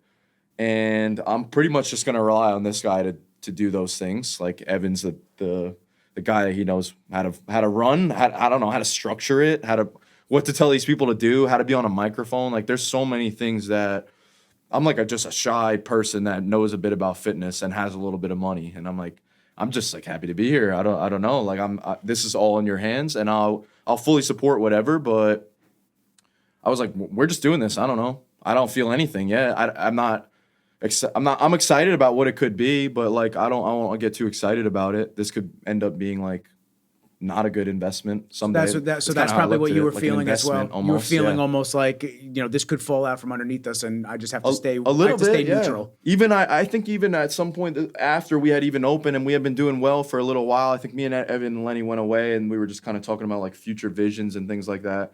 And I didn't have like a super part in it yet, so I wasn't like so attached to the people and what it can do and how it's changing people, and I wasn't like I was involved, but I just went when I felt like going almost. Like I didn't really have an obligation to be there. I would just kind of like go sit at the desk and say hey to people and peek in on the classes and just try to help where I can help. But I wasn't very invested in like this is my thing that I'm going to be doing for a while. You weren't doing your daily schedules yet. Yeah, so like as far as talking about where we see it going, I'm like I don't know. I'm still trying to find what I want to do with my life and how I can like make some money. But I'm like, but you Ev, you're like you should just get paid really well to do what you're doing now, because you do it really well. Like you're good with the people, and you're like the guy on the inside. Some like the village needs, like the leader to keep things in order, and that doesn't feel like my role. I'm not really like so in with people that way. I'm much more like lower key, mysterious on the outside, like having my own little things going. Like and so over time, I just kind of started on taking on a little bit more role of it. And then as that grew, I obviously started being more involved with the community. And then really when I started coaching, it was just to help Ev out, because he just had a full workload. Like every class was his class, which he had also come from a really heavy workload previous. So I think he always did what he needed to do previous that shaped him to be ready to like take on something crazy like that. And he just has, I think, insane ethic to be able to like keep hammering forward, like in any conditions and no matter how he feels, type of thing. So, I started coaching to help him out a little bit, and I probably took like a Friday night class or something like that off his hands at first, and like nobody would go. I'd have like legit like 2 people, like 4 people in a class, and like. I didn't have coaching background, so I'm sure I wasn't really the most exciting person to even fucking take a class with anyway. But I just knew fitness. That's all I knew. I didn't know how to make people enjoy a workout and to MC a room and things like that. But I just started taking on a little bit more and a little bit more and a little bit more. And then I don't know, somewhere along the line, it got to the point where like, this is like my identity. I'm like a coach here, and these are my students and my people, and this is like my whole community. And it's just continued to scale a little bit larger and a little bit larger and a little bit larger since then. So I'm still trying to also like mend my own lane as a coach and as an athlete and a competitor and my own person as well. But I for sure like am very proud of the third ownership in the brand. Well, I think you're doing an awesome job. Like for real, man. Like no bullshit. I only know you from the third quarter, let's call it. You know what I'm saying? For like, I only know you from this spot. I don't know you from the beginning, but it takes time to get your feet wet and involved and developed, especially when it's a new venture. Yeah. It takes time. This is what Evan did for a long time. He did this for a long time at Orange Theory. So it's just a matter of now having the free reign to literally do whatever he wants, and he knows the formula that works. Yeah. So you are trial by fire again. Yeah. Not only as a business owner when you started with the cryo stuff, and then obviously doing the OG stuff, you're another trial by fire, actually owning your own ship and starting it from ground up. But now coaching. And it's cool to see that you have your own, like the open, the strong open, where you get to like walk around and coach and do your thing. And then you have your own classes. So now I know Evan, creates the programming as well. And you definitely have your say in things about creating the workouts and whatnot. And you all come together to create the spreads and the splits and whatnot. So as you've grown into this position and role, how do you feel like your background has assisted in creating some of these workouts where Evan has his background, you have your background, you guys come together and say, well, this is what I want to have in this class, but like maybe we can tweak it to go over here. I know he had mentioned this morning at the class, the hip bridge curls, like that was something that you're starting to do in one of your classes. It's just like I realized actually in that like college whatever it was, a study where I got to participate in, and I had got to do some work with Ben Bikulski, who was like a big bodybuilder. Ben Pack. So he would always be in the lab and shit like that. I'd never get to really like train. I think he had spotted me like one time or something. I thought it was like the coolest thing. But so I after that, like finished the program, was kind of back on my own a little bit for training, and like I knew some things now, but it was still, I still don't have structure to like how to put together training plans and things like that. So he was like in proximity to me. So I'm like, I'm going to buy Ben Bikulski shit. And I learned just like a lot through buying his stuff. Super smart. Yeah, just he was very much a sciencey guy, and he liked to have a lot of reason behind why he was choosing what he did. And I really liked that versus my previous philosophy was like, just basically do everything and you'll luck out on, if you just do everything, then you can't miss. So if you just do everything, then the things that will work will be there, and some of it might be a waste, but like you'll get it done because you're going to be doing everything. Versus him, sometimes he'd be like, there's no point of doing that because you already did that with this thing. So I'm like, I really like that rational, logical structure. There's a how and a why, and there's a way to do it the right way and not so right, or at least for him, this is why I like to do it this way. There's like rationale behind it. From there, I kind of just like realized that paying for people's information was something that was helpful to me. So I started buying a lot of programs and working with a lot of different coaches and doing like seminars and certifications and in-person meets and things like that with all these people. So I feel like I got to learn so many different schools of thought. And I spent some time at the Ido Portal School doing movement, and then I spent some time doing jiu-jitsu, and then I spent some time like bouldering, and then I got into running, and then I got into like bodybuilding, but then I tried to be a power lifter, but then I tried to do some hybrid athletic stuff, and then I hired this coach because I saw that he did this cool feat of strength or something like that, and this guy had great mobility, so I brought his mobility program, and I think I got to learn a lot through all these guys, and so now I think I just have a really, really very broad understanding of like there's lots of different disciplines and there's lots of different ways that you can train, and other ways that I would have said are weird or non-useful. Now I just understand that these are just different schools of thought. And so I think I had a lot of influences and Ev had a lot of his own influences. And then we have a really cool common ground where we see eye to eye on like so many things. And we have a lot of guys that we just feel like are mutually like on our Mount Rushmores kind of people that we like look up to, but a lot of different people in that sense as well. And like the information and the knowledge and the people that he kind of clicks with well were maybe people that I never knew about, and then I kind of feed him some stuff that I knew that he didn't really know about. So I think we just have a nice little medley now of there's no rules, it's even hard to explain. Like even somebody was asking me this earlier, if you saw that video that the guy Charles put out about like best gym on Long Island, and he said OG Training Academy. Oh shit, but I didn't see it. Explaining why, or explaining what the class was like, and someone was like, I didn't like his description, and I'm like, well, there's not really a good description for it because it didn't really exist as something previously, and we kind of just made this stuff out of thin air. So there's no limits or bounds to what discipline of training you might see in that class. So if someone called it a boot camp, they might have had a class experience that felt like boot camp. Or if someone said there's lots of calisthenics, or they do lots of plyometrics, or it's very heavy on conditioning, or I only did bodybuilding when I went there, or this is a funky movement that came from this guy that practices this way. there's like no limit or bound to what can be in there. There's no structure that's set. There's nothing that's off limits. There's nothing that we have to do. It kind of evolves with our training. And when I get really fired up about something, and I kind of talked on this before, it's really nice to have things received really well. So when I'm like, Ev, here's a cool hip bridge preacher that my current coach had me do. There's nothing like magical about this variety, but this is a cool variety. We could throw this in class, and then it ends up in class. So class is a melting pot of every great bodybuilder, athlete, coach, scientist. We live the life that we're involved with, and I'm very much peers with a lot of people. And it's funny because we were talking about the comparison thing before, and I was just talking about this with somebody earlier where I'm like, I don't have these numbers yet that I want to have that this guy has. And they're like, well, this guy he just gets paid to do this, basically. This is all he does. And I'm like, but me too now. Like, this is also all I do now. So yeah. I'm not like putting myself down, but I'm like, same, but different. I get all day to like live this stuff and learn this stuff and practice this stuff and trial this stuff and trial it on myself and trial it with other people. So I have like duty and obligation now to like stay up on what everybody's doing and keep up with.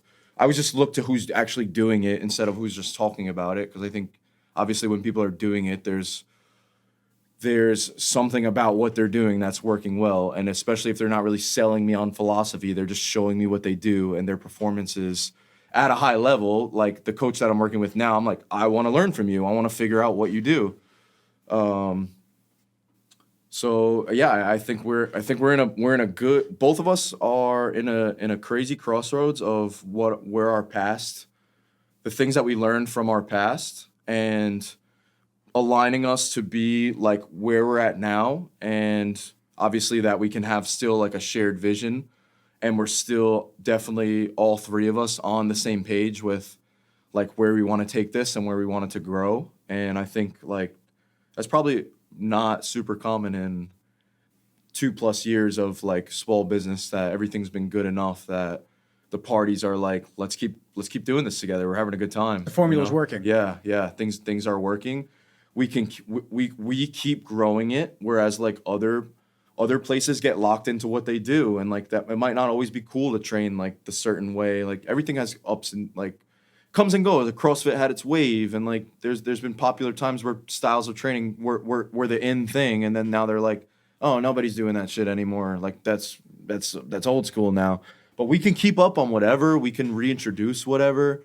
So it's very like liberating to have a tangible, physical location that offers something to people that I think is a true product of our like passions and our life's worth of knowledge and our time that we've spent like going, and Ev going to see Cam this week is a testament to that. Like we're still like, who's this guy? Who's that guy? I need to go hang out with him. I need to go get that experience of learning from him and trying his stuff and trying to do this alongside of him. And these are who we want to be our peers.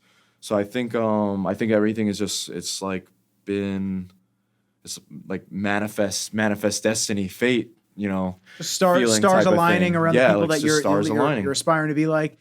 For years, I was a fan of John Meadows. Like, yeah. Huge fan of John Meadows. Huge fan of John Meadows. Like, we're talking when I was bodybuilding, I'd just watch his videos with Antoine Vaillant and them training their fucking asses off at Elite FTS and Dave Tate and all these guys. I'd watch them. And then all of a sudden, John and I are friends and we're texting each other. And then when he passed, it was like, oh, dude, like that was a friend of mine. We spoke on the phone a week before. So I was supposed to go to the Olympia with him. So it's just like, you know, you go to these people and these training styles and whatnot. I'm actually curious, what training styles have you found that you've aligned with the most over, like that have stood the test of time with you at least? Because obviously things phase in, phase out, but there are certain cores that you probably have always enjoyed doing that you found not only the results, but when you incorporate them into class. I mean, Ev says Meadow Row, and I'm like, I like get a tear. I'm like, oh, I'm wearing his jersey. No, this isn't the one, but I'm like, I'm wearing his jersey today. Let's go. Yeah, I think I actually think that's such a loaded question. I probably would have answered it differently had you asked me some time back in my life. But I think I think this probably frustrates a lot of people. But I think everything's just so context dependent, and when you say like what works the best or something like that, or what's a great thing. I'm like, it depends what do you want to achieve. I think there are some probably tried and true principles to building muscle. And if you ask me about that specifically, I would say you got to go close to fail.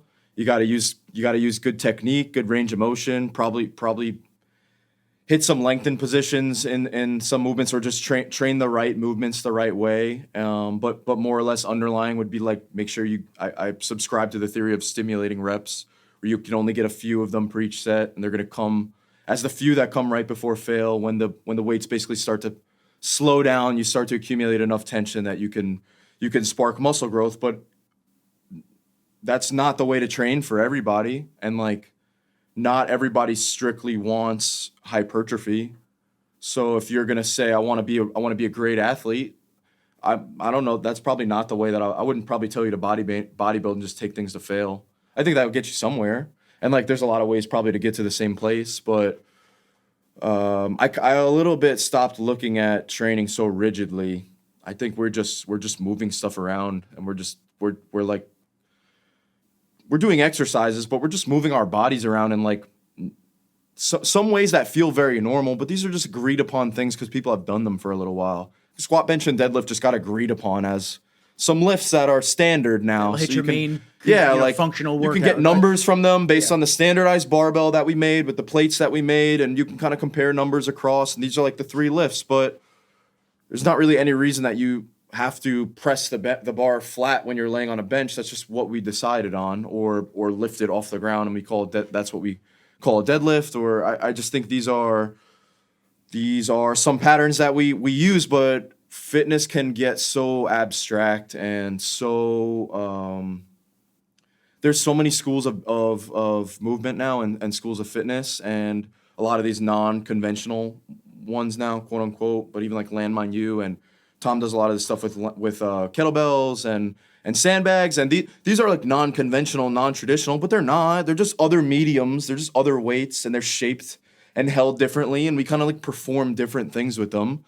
But a lot of people get really pissed if you're in the gym and you're like using things the wrong way, almost unconventionally. Yeah, like and I think I'm almost beyond it now, where I'm like, there could be some use to that. Like, I don't know. I was very sucked into rigid science-based hypertrophy building and picking perfect angles and things like that at 1.2, and now I'm more like, some of that's important, but some of it's like doesn't matter as much. Sometimes the underlying thing that will make any training work is just effort. If you just train hard at anything, you'll make more progress than the guy that had that perfect plan that he paid the perfect guy for, you know? So if you ask me what is the best fitness, or what's something that's really stuck, I have like too many of them to even count. I generally feel like I'm like jack of all trades with a lot of things, and I think my personality is to just try to learn enough that I feel like I could sit at a table and talk about them, and then maybe to get into the highest level of mastery, I'm not always like super, I don't care sometimes that much about, because I think the trade-off is like a lot of time to get to that level where you just understand the ins and outs, and a lot of times I'm okay with like, I understand kind of why that works. I don't need to really know much more beyond this. Like there's 5 good reps in a set, regardless of like what's going on in the fibers and why this is kind of happening. It's nice to know, but I'll let like other experts kind of boil those things down for me, and I'll just take them as they are. But I'll just end up rambling for a long time, because I'm like, I don't know. It depends. Like I've had a lot of different eras of training where when I was in these things, I was like, this is like the thing to be doing. And even jujitsu, like when I got in, I was like, this is the thing to be doing. Like my time in the gym was so pointless, because there's like 14-year-olds that weigh half of what I weigh, and they're like choking me now. So I spent all this time doing bench press. Oh, guys are so dumb that go to the gym and bench press now. Meanwhile, I just spent like years in the gym bench pressing, but now I'm like, oh, I could never be one of these guys. Like, jits is fucking the thing that I can't believe that these betas aren't training this way. Like, you know, and then I would like find some other art and be like, oh, this is the thing that's gonna make my fitness like the best. And so I had like a stint with calisthenics and again bodybuilding and powerlifting and non-conventional trainings, and so I think that's what makes me a better coach now. Well, it makes you well-rounded because you know a lot about. When a lot there's of a client topics. coming, I'm like, what are you kind of here for? Because like I think I have good tools, and maybe it's not me, but I think I have good peers that I can kind of point you in the right direction to, and I think I understand enough that if you're explaining to me where you want to be, I can point you towards which disciplines I have past experience with that could probably take you close to there, and some teachers that you can learn from. And I think everyone is more or less like regurgitating other people's stuff, but you maybe form your own system because you get some structure to like, I like this. This is how I train, and I learned this from John Meadows, and this is how I would get better at this thing that I learned from this guy. They have like a repertoire and an arsenal kind of now versus being like, oh yeah, I just bodybuild, so I know how to train for bodybuilding. Like, I think everything else has made me a lot more well-rounded and understanding of like, not everybody even wants to bodybuild. Some people think that's boring to just like train for hypertrophying the muscle, you know? So it is, and Right, it's very one. In a lot of scenarios, it's very one case use for it. yeah, It's like, absolutely. all right, so it looks pretty, but Right. what can you do with it? Which is fine. I won't talk down on it because I actually think it's really fun to like pump reps out and kind of train less seriously sometimes. Like I'm just training chest today. I'm just gonna train and like throw my chest. Like I want to get a bigger bench press, sure. I want to look better, sure. But like, and sometimes more serious training where I need this to help me become a better jiu-jitsu athlete. I need this endurance practice to get my cardio up so that I can last rounds longer.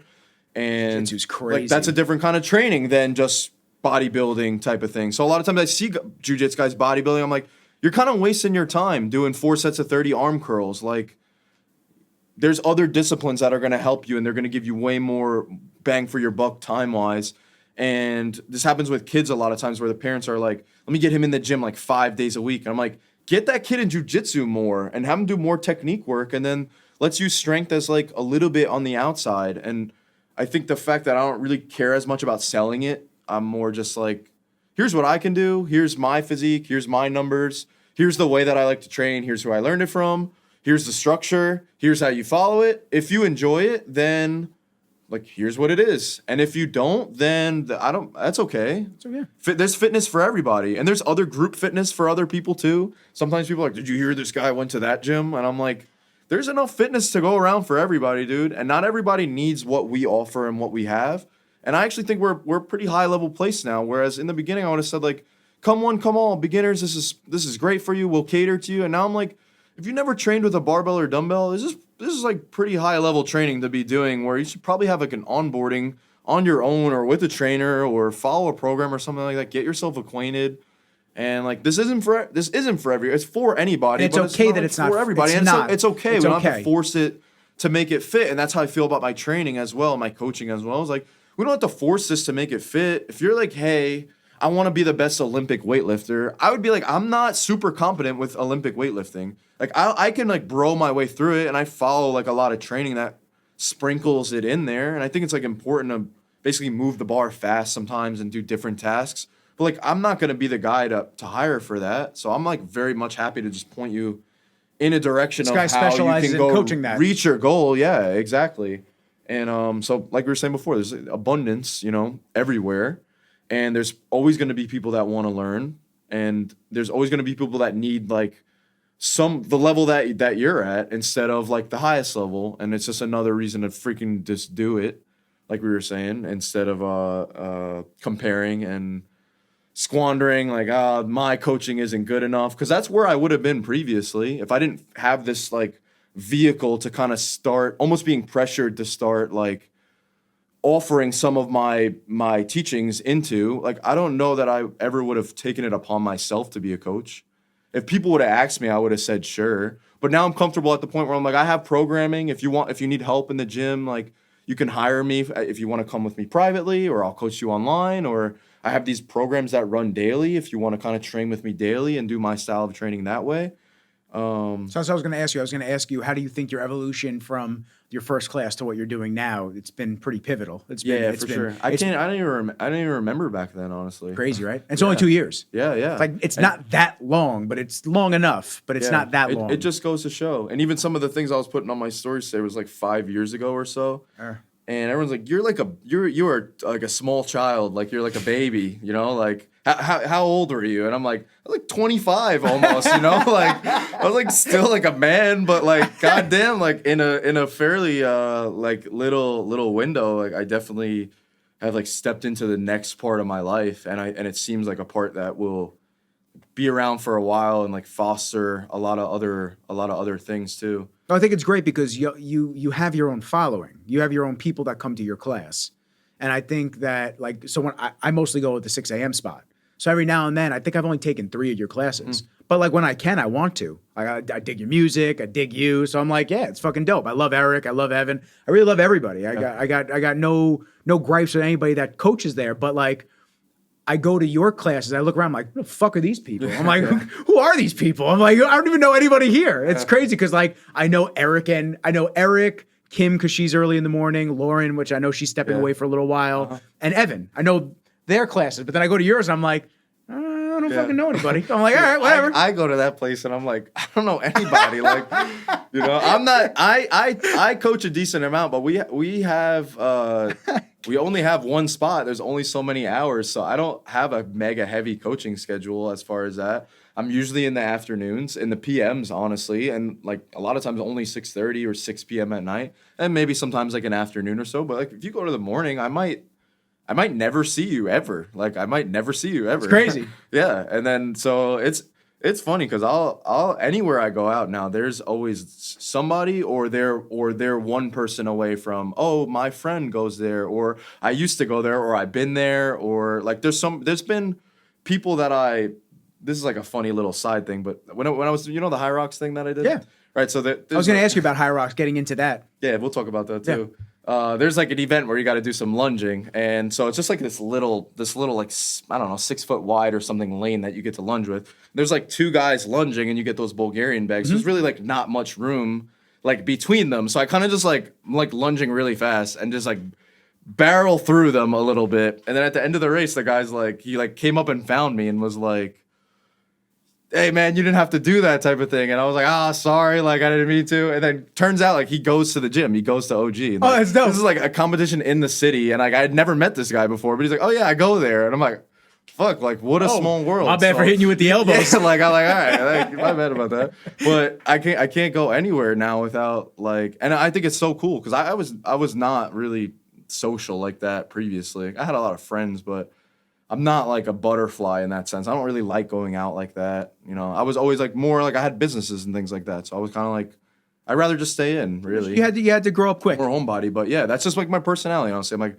just lower key. Even if I'm out, I'd rather just like sit in the corner kind of with a couple people that I'm closer with and just shoot the shit, or, you know, like that's more me than meeting new friends at a like in a social setting like that. 50-50. You know? I'm like halfway between. I'm like that. Yeah, no, like that's like a skill that I'm envious of almost, that you could go out and like socialize with somebody that you never met before type of thing. I'll tell you what, years of sales, man. Years of sales. But yeah, I never had any sales experience, honestly. Helped me. I never really had any work experience, to be honest. I did roofing in between summers of college, and then I got my first job like the day after college, which was a family business that I worked from. I graduated in 2015, and I worked from 2015 up until COVID 2020, and a little bit after too, when we had like reopened and whenever that was, that helped thing to started reestablish everything, opening back again. Yeah, but yeah, that's why I started kind of like thinking elsewhere at that point, at least.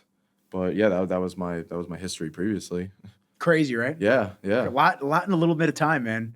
Yeah. It's a very weird and interesting thing when you start to look back at time and you see how much happens in a year. Yeah. But then you look at a decade and it's like, holy shit, dude. Yeah. The amount of like personal, business, relationships, just everything. It's like the things that weave in and out, the experiences that make you who you are today. I know we kind of touched on that right when we started. It's like, you know, your personality shifts over time, and as you've been doing the coaching, I'm sure you've come out of your shell a lot more so than, you know, when you were just doing cryo and had the blinders on to just do that business. It's a pretty interesting thing to see how we develop and adapt over the time. Yeah.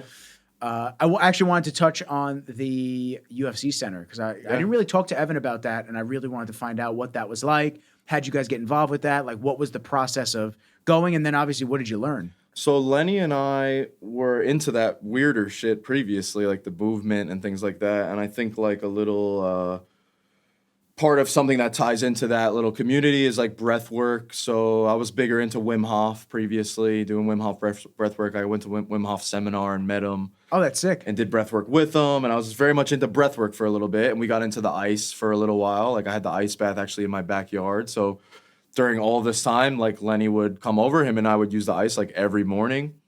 And so we were very much into ice too. So I think the UFC thing came up kind of like randomly as Lenny, like, do you want to go learn this thing at the UFC Performance Institute? It's about breath work.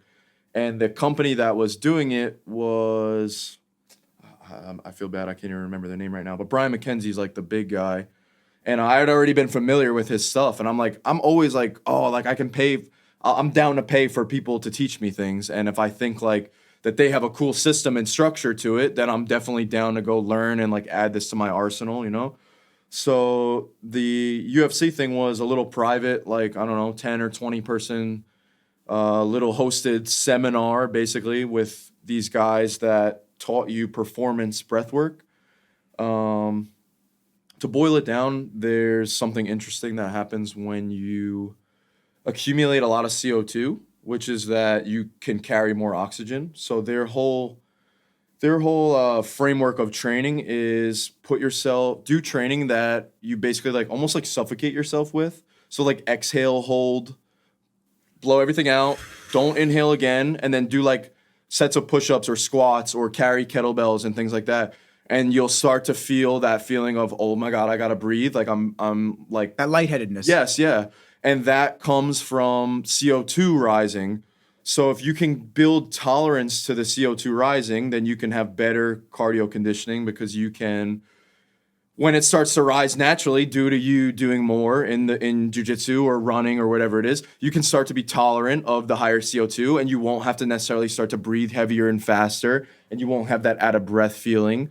So that's like the gist of their training, which I've had actually a couple other teachers now that have kind of like used like same methodologies and more specifically for like performance for runners, for athletes to train their tolerance of CO2 in order to be able to be more oxygenated and then to be able to perform better. That's basically. Wild. Yeah. And then so what they did demonstrated with you guys? So yeah, they had some protocols and things like that of how they would test where to work on, what speed on the bike would kick off this response, or little protocols of, all right, do exhale hold followed by this kettlebell exercise and do 3 rounds of this, and that's your CO2 training kind of like for that day. So kind of like in a coach's standpoint of how might you integrate this. And they were like the official partner maybe of the UFC or something like that, of the Performance Institute. So they were starting to be able to do some cool science with their athletes. So kind of tying in like science and performance and things that like really piqued my interest. Like, oh, breath can be an edge to making these guys be able to last longer in fights, or like improving performance cardio conditioning like in general, basically. So just another example of a fitness like tool being added to the arsenal because I wanted to go learn from somebody else that seemed like they were getting good results on their own. And what was own. your experience with it? Did you felt it? And obviously, are you incorporating it into your training still today? Yeah, I'm actually re-sparked on it by the guy that eats just the fruit and eats the algae, is also very big into breath work and into these exhale hold practices and things like that. So he re-sparked me on it a little bit recently. And now I'm much more into cardio conditioning through high rocks and through racing, like running, racing, and trying to build endurance basically. So you bike too, right? Correct. So the coach that I'm working with now, his name's Alec Belenis. He's like the Murph world record holder, actually. Wow. So he has me do usually 2 days a week. That'll be zone 2. So I'll ride the bike for like an hour, ride the assault bike for like an hour. And so now the assault bike for the whole hour. Yeah, like easy. Nah, but it's still tough. Yeah, that's a tough. Different. Yeah, but so now more of this stuff is easy based on like what your heart is doing, more so than like, because I would probably be of that mindset before. I didn't do really any cardio, so I'm like, that's how an hour on the bike is hard. So I was before. Even if I'm just on the bike for an hour, regardless if it's a fast or slow ride, like an hour is hard. But the hour at this point for me will be basically like warm up levels of heart rate, honestly. So you said zone 2, so like what, like the 110 to 120? So zone 2 is usually like around 132 to 152 for me, something Okay. like that. So it's a little bit past, like warm up would end probably in like the lower 130s, something Okay. like that. And, Have you seen a drastic change in your resting? Yeah, for sure. What do you sit in the resting roughly around? I actually don't check like resting heart rate that steadily like that, but just through the exercising heart rate, things that would have spiked me before, the cadence that I can keep on the bike now would have cooked me, would have had me like previous, and now it's I'm doing pretty good. It's 45 minutes later, and I'm at the same speed that I was, and I'm not gasping. I can just breathe through my nose, usually things like that. So. Way more into conditioning now than ever before. I really never had any. I was an athlete previously, but I never did track, and like baseball, basketball, football aren't basically conditioned sports. You get little Basketball, maybe basketball. You but run a bit, but you're not really getting tired from running mileage or something like that. It's just like short stuff, and it's like athletic, you know. So now this is like another world, another piece that I'm kind of adding to my coaching arsenal. So like I know eventually I'd like to have a hybrid coaching program that people can follow and do one-on-ones with like hybrid athletes once I feel more established and I guess accomplished, even like in the times that I can run and the races and how I can place and things like that. So that's been really fun, and it just tying that into my older past of like bro lifting and bodybuilding and pure strength training and sciencey training, and which is probably why you got into High Rocks, because it absolutely it was perfect. It fuses all of those styles together. It was perfect. And I'm like, I don't compete with anything anymore. The only other thing I competed with was jiu-jitsu, which lit me up to compete in a way that nothing else. Like the nerves and the high and low and the training coming up to it and the way that it would like. And it's funny because when I was doing the cryotherapy, I would have so many of the UFC guys that would come in and they would start trying to take care of themselves a lot, like pre-fight when they were in their last few weeks. So hard training would, like, a lot of it would taper down, and they just really start trying to get more cryo and doing the sauna and just kind of trying to take care of themselves basically. And it's becoming higher and higher in the priority list as time has gone on now. Yeah, absolutely. So they would just kind of like come. We would spend time together doing that. And how did we even get on this before? Jiu-jitsu. Right, yeah. So you said it lit a fire in you. Yeah, so I'm thinking to myself, I'm just training jiu-jitsu, and I don't know, these guys are out here getting freaking punched in the face and like possibly embarrassed, but I'm so nervous to compete. Like I played not high level, but competed at like Suffolk County Championship, like decent levels of sport in high school, but I never was nervous. I'm not a nervous person. I was never nervous. But like the nerves before, even leading up to competition, but like on competition day, like the height of nerves and it's not a regular roll height anymore. of adrenaline and things like that was like, whoa, like this is competing like that is nothing like I've done before, but this is like something that people need to do. Like this is something that will really open you up to yourself and like controlling your mind and your self-talk and how to prepare for these things. And like this is so I was always competitive previously, so when I had gotten to jiu-jitsu, that was the only time where I was like, this is like nicely competitive, you know. And I didn't really stick with it as much. I was a little bit on and off with training for the times that I trained. When I was in it, I'd be really in it, and I would put 2-3 hours in a day, 5, 6, 7 days a week. And I competed a little bit, and I kind of got like that, whatever they say, that blue belt paradox of like everyone gets their blue belt and then they kind of just quit after it for the most part. And that's like such my personality, is get decently good at something where I can sit at the table and then I'm like, oh, this takes a lot of sacrifice to get to that level that is at the highest level of this. And I can roll with those guys. It's not a competition really, but like I can still like kind of hang with them, you know, which is cool enough for me. And I love the sport, but it started getting really hard physically to keep up with the other things that I wanted to do as well, like to still train. And I was always training with my dad, so that was always important to me and like foundational to me that I had this practice where I would strength train with my dad. And then having this new jiu-jitsu practice, he did it with me for a while, but same thing, like it was destroying him. Like he was so fucking physically beat up. He'd be like, my fucking neck. Physically demanding. You know, like so much so. And we trained like really hard, probably too hard in the sense of how beginnerish we were. We probably could have used a lot more technique work and things like that. But we trained really hard. It was really hard, I guess, to keep up with. And I was on and off with it for a little while. And then I had gotten knee barred really badly and just like you said, fucking exploded my knee. Like very audibly loud. Like my shit popped on Monday. Really? Yeah. Yeah, my shit popped on Monday. My right knee. And it's funny. Everybody that I talk to about it, even Tyler, everybody I talk to about it, they're like, yo, you seem to like have a new injury every week because my fingers are bad, like shit like that. And I just said, listen, it's a fucking combat sport. Like it's kind of like hard training too, where I was really in the camp for a little while of picking methods that would make you injury free. Like, oh, these guys have the best like knee. I was so into knees over toes guy for a little bit because I'm like, he's gonna fix my knees and I'm gonna be like dunking basketballs with bulletproof legs. And it doesn't really work exactly like that. Like there's some good that you can take from it and maybe some like not so useful stuff to it too. But I was for a little while like you should be pain free when you train and like these trainings must not be good for you if you're feeling like that. But realistically, anything that's worthwhile tends to beat you up like a little bit. I was when I first started out the gate, man. I mean, I've seen crazy changes in the last 3 months. I mean, it's insane. Just because I've been focused on my diet, focused on training, like every single morning, hitting you guys. Sometimes I was going to Bev's here and there too. Yeah, it's hard. And then I was rolling when I first started. May 1st, I started jiu-jitsu. I still don't have a stripe. I was rolling 5 days a week on top of training every single day. And I didn't give myself a rest day up until like maybe 2 weeks ago. Bro, first day rolling, man, I've said it a couple times already.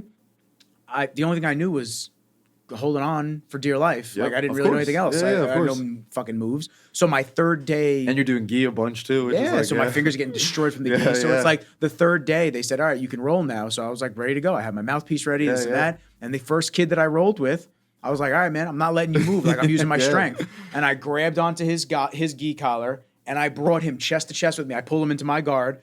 And we sat there for 4.5 minutes. He couldn't get me off him. He's like, dude, what the fuck is this grip? I'm like, bodybuilding, bro. I used to deadlift 500 double overhand.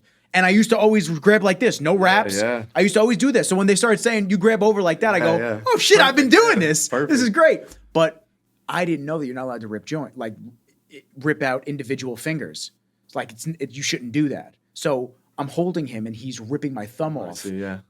Of course. Destroying my thumb. But I'm like, put the thumb back, put the thumb back. Instead of just like letting him do it, taking my grip off and because it was my first time rolling. I was like, all right, I'm going to hold him here. Mode, Ever since, man. Survival mode, in the insertion joint, dude, right here, destroyed my ligaments. It hurt. I can barely hold a bar with the weight on my hand anymore like this. So that and then my knee on Monday. It's good. Mine is fine now. Honestly, when I got back into running, it actually flared it up a little bit weirdly, like 2 years later. Nothing bothered it. But when I started running, I started getting it was like a very stiff feeling. I couldn't really squeeze my quad too much because you can't explain it on the outside. I couldn't really squat very well and like put too much weight on it. Just be very ginger. And but it's fine. Yeah, now, so obviously not a crazy tear or a bad injury, but enough to be like, I think just one of those ligaments bit. You don't need as much almost type of thing. Like like you can get away with kind of. Thank God evolution hasn't taken this from me yet. Where it just still works, right? And well, dude, I pulled him into my guard. I pulled the kid into my guard, and I trapped his left leg with my right leg. I put it over, and then I was kind of losing my left leg position. So I went to go stand up, and I still had his leg down, and then he went to stand up, and we did over under on the lock. And as we both stood up, my knee totally went to the floor, and I felt pop, and I went, "Oh motherfucker!" I said, "I did not just do that," and it was my fault. It wasn't even his fault. It was I should have let go. I got hurt too. So I just said, "Fuck it, man." So I literally got off the mats. I called my PT guy, and I met one of my boys over at LA Fitness, and he did all the tests on me. He's like, "You didn't tear anything. You would know." Yeah. Like, you didn't tear anything. And then I went to them the next day, a little sore, and even today, feels fine. Yeah. But a little tight. Something there, yeah. Something happened, a little tight. Yeah. So that's been an interesting journey for me. I was going to go to the midday class today again. I said, let me take another day off. I don't want to push it. So like that's been something that I've had to work on. Yeah, so that put me out. I never got back after that. Well, you sent me the picture when I started rolling. You're like, I want to let's do it, man. And I have so many actually of my friends, new and old now, that are like, will sprinkle in, hey, I go here. You should come. Let's do it. You know, so yeah, I've been meaning to. It's more actually doing it, obviously. Yeah, and Schedule working of into it the a little schedule. bit, starting to work it in. I know it's a little pointless for me to just half do it and just say, "Oh, I'll just go when I can." Like it needs to, if it's going to be something, then it's got to be like, okay, on Friday nights I go to the class that at this time, and this is the one that I can make. Sundays are open mats too at Sarah's. You could always come Yeah. to Sarah's. We could Yeah, just Sundays are good drill. days. We could just do light drilling and shit Yeah, like that. yeah. I would love to, dude. I do want to talk about Wim Hof because I'm very interested. Yeah.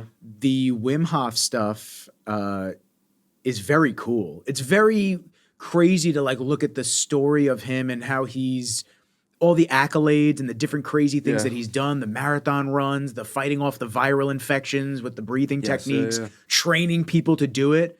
Did you do the seminar on Long Island? Did you go somewhere I was specific? in the city. It was Okay. just in some big gymnasium. And you met him there. And yeah, we did breath work together. He played like a ukulele while we were all like laying out on the floor, and he was like singing and shit. And they taught us how to do it beforehand. And I for sure had definitely like a what would be the word for it? Not like a hallucination, but like a very intense breathwork experience with him, where I was very like my body was just like buzzing, and I remember I had gotten up to like go to the bathroom kind of at some point, maybe like before it was over, before like the breathwork session was over, and I got back to like my mat, and I just remember thinking like I don't even like remember walking over to the bathroom just now. Like, I'm like so It's almost like a high. disoriented, high, loopy. Like my hands are tingling so bad that they're like it's uncomfortable. Like they're shouting at me. My hands, like my body is like buzzing. Did you feel nervous at any point? No, No, but it was just a euphoric type of. He's so laxy-daisy, fun, whimsical, like don't worry type of thing. So I think at one point he was like if you faint, like if you went into the light, like you just went like a little too far, but like it's okay though, you know, like you're okay, like it's fine, you know. So I'm like, oh, so like whatever, like people faint, I guess sometimes and shit like that. Like I won't really worry about it. You were also just like basically laying down while you were doing all this shit, so. I wasn't personally faint? worried like that. I don't know, to be honest. Maybe If they did, they blacked out. but They yeah, it came wasn't right really back. like a thing, you know. So when I was in Wim, I'm like, this is the thing. Like, if you just do this breath work, then you will never get sick, and you can do any physical task. Basically, you can like do Arctic marathons and run With no shoes. in the desert with no water, yeah, and like heal frostbite and heal viruses or like defeat them or like so on and so forth.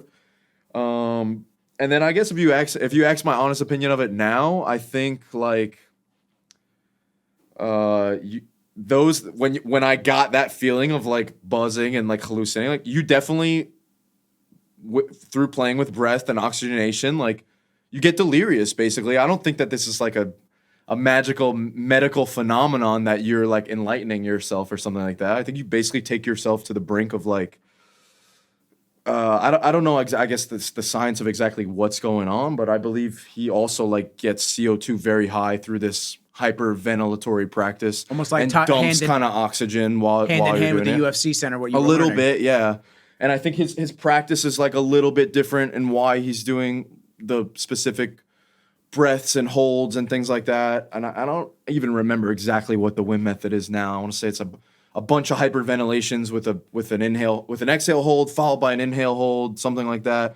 And I forget the way that he framed it. Like you do the breaths to build something up, but then you dump it and then you take the big inhale so oxygen gets flushed back in or something like that.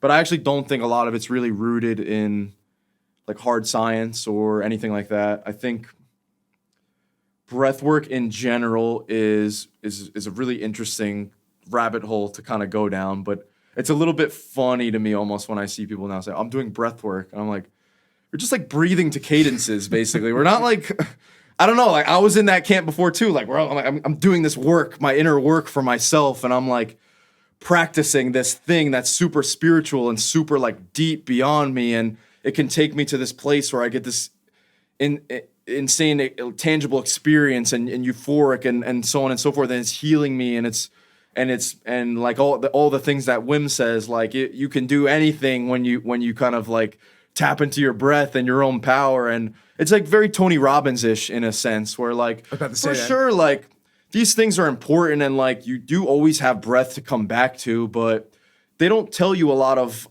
the things that go wrong with the firewalks and with the Everest climbs on Wim's people. You just think everyone that does Wim, like it works and they get to the top and they all overcome everything, but like it doesn't really work like that. Like on a lot of his Everest climbs, like people get very sick and they have to come back down and the breath doesn't quite take them through, or a lot of people get adverse reaction when they do breath work like that, like they faint or they like become delirious and disoriented and things like that. And some other people are like, oh, you got it. That's like the thing. And like now I'm kind of like, that's just happening because like you are putting your body in an environment that's going to make something like that happen. I don't know. That's something that you should strive for more or less. But I think this other, I want to say, I'm so mad that I can't think of the name of the UFC breathwork people that I went to, but it's Brian McKenzie. You can try to Google it. Yeah, if you looked up Brian McKenzie breathwork, they have like a brand and a business behind it, and they kind of have some philosophy about like gears of breathing, like Breathing gears. So yeah, it's like that's part of their system is like breathing gear system. Brian McKenzie shift. Yes, shift. Okay. So they have this whole system of gears and how to kind of like breathe the best way to perform. And I think their stuff is a little bit more rooted in like tangible practice. Like the breath work that you would be doing with them is a little bit more real work where you are kind of having an end goal that you're looking to like improve basically, versus Wim breath work for the most part is like, it's either spun at you as something that's very spiritual, that's going to like enlighten you almost, or it's spun like this is going to be something that takes your physicality into another level of what you can withstand and the feats of strength and endurance and things like that you're going to be able to do. Pairing it with the cold water therapy and right, and then that was like his other way. That was the way that he described it in person was like the cold was like your window to see if your breath practice was working, kind of type thing, because that will put you in the peak stressful environment where your breath becomes like paramount importance to control. And I also don't think that those things are really super important that they're tied together type of thing too. Like you definitely want to have control of your breath when you do ice, but I think like when Lenny previously did ice, like we only knew Wim Hof, so we would just like kind of give everyone Wim Hof, and then it came to a kind of point I started learning some other methods where I'm like, maybe Wim Hof isn't the best for everyone to be doing before they go in type of thing. And it was like, oh yeah, you know what, maybe you're right. Like, or some of the other ice breathing. So shift method just has some other method of like slowing the breath down, or like taking like cadence breaths to like certain cadences of like 4 in and 4 hold and like box breathing or I was gonna say. Things like that, or specific 4 in 7 out type of things that are supposed to make your parasympathetic nervous system turn more on and not, or activate vagal tone and like all these other kind of things basically. But I don't think that there's a lot of magic behind any of those numbers or any of that work per se. I think the shift guys and this other guy whose name is Brian Mirabella, the fruitarian guy, he works under oxygen advantage, I think, or buteyko breathing, which is basically CO2. Like the whole point is that you're boosting your CO2 levels and trying to become tolerant to them. So that's your practice, is basically do some sort of exhale hold work, whether you're like walking or you're doing little sips through the nose so you can kind of gradually start to like raise the levels type of thing. But that feels like a little bit more of like a tangible practice. So when you say breath work, I think that would be what I would offer now versus like, oh, go check out Wim Hof. Like that breath work is going to get you to where you change your life. Yeah, like I think the ideas that Wim offers and the philosophy around, he's very much like everyone deserves to be happy and positive, and his personality is just you can do anything you want to do, and it's kind of Goggins-ish almost. But Goggins isn't like I can do it because my breath. He's like I can do it because I'm just gonna push do through it because I'm gonna fucking not give into it, which is like I don't know. I don't know how Wim does some of those things. I think there's obviously he has a lot of special ability to tap into something that other people can kind of tap into as well. But there are plenty of other people that would say that his method is not a super healthy thing to be doing, or something that you should really strive for. The way that he's trying to change the blood pH is not where the blood pH is meant to be, and all you're doing is like creating high levels of acids in the blood, or so on and so forth. You know, so I think it just goes to show like there's other camps of thought. And as far as performance for breath, I think it could be helpful. so many times I've been, this is the thing. I'm going to start doing this shit and I'm going to be like at the highest level. And I think it can work, but I don't think anything's the thing anymore. I think you got to work really hard, and then more or less you can definitely get a lot. You can make a ton of progress from where you're at, but like there's not going to be some magic thing that just takes you to be the best jiu-jitsu athlete in the world, except for putting lots of hard work and time in jiu-jitsu. Hopefully having the right system, the right teachers to learn under that are going to progress you in the right way, but not in a magic way, just more or less like a system that works. And there's other systems that are going to work too.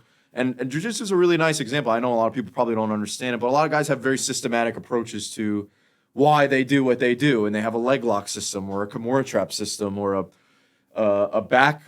way to control the back and how they like to enter into these things and how they like to react and respond. And it's a little bit structured, and a lot of them are different, but they can get you to the same end goal. And some of them are maybe the best, like, because they get the best results. But I don't. This is how I see like fitness now, and how I see breathing now. Like a lot of guys have ways that they like to train it, and some maybe work and some maybe not. And hopefully there's some science behind, or at least some rationale between why they're telling you to do what You'd hope so. You're doing, you know. And there's not always. Sometimes even as a coach, I'm like, it's just something different, something fun and different. There's nothing special about the order that I put them in or anything like that. It's just something different that might work well for you. You might connect well to this or not, kind of type of thing.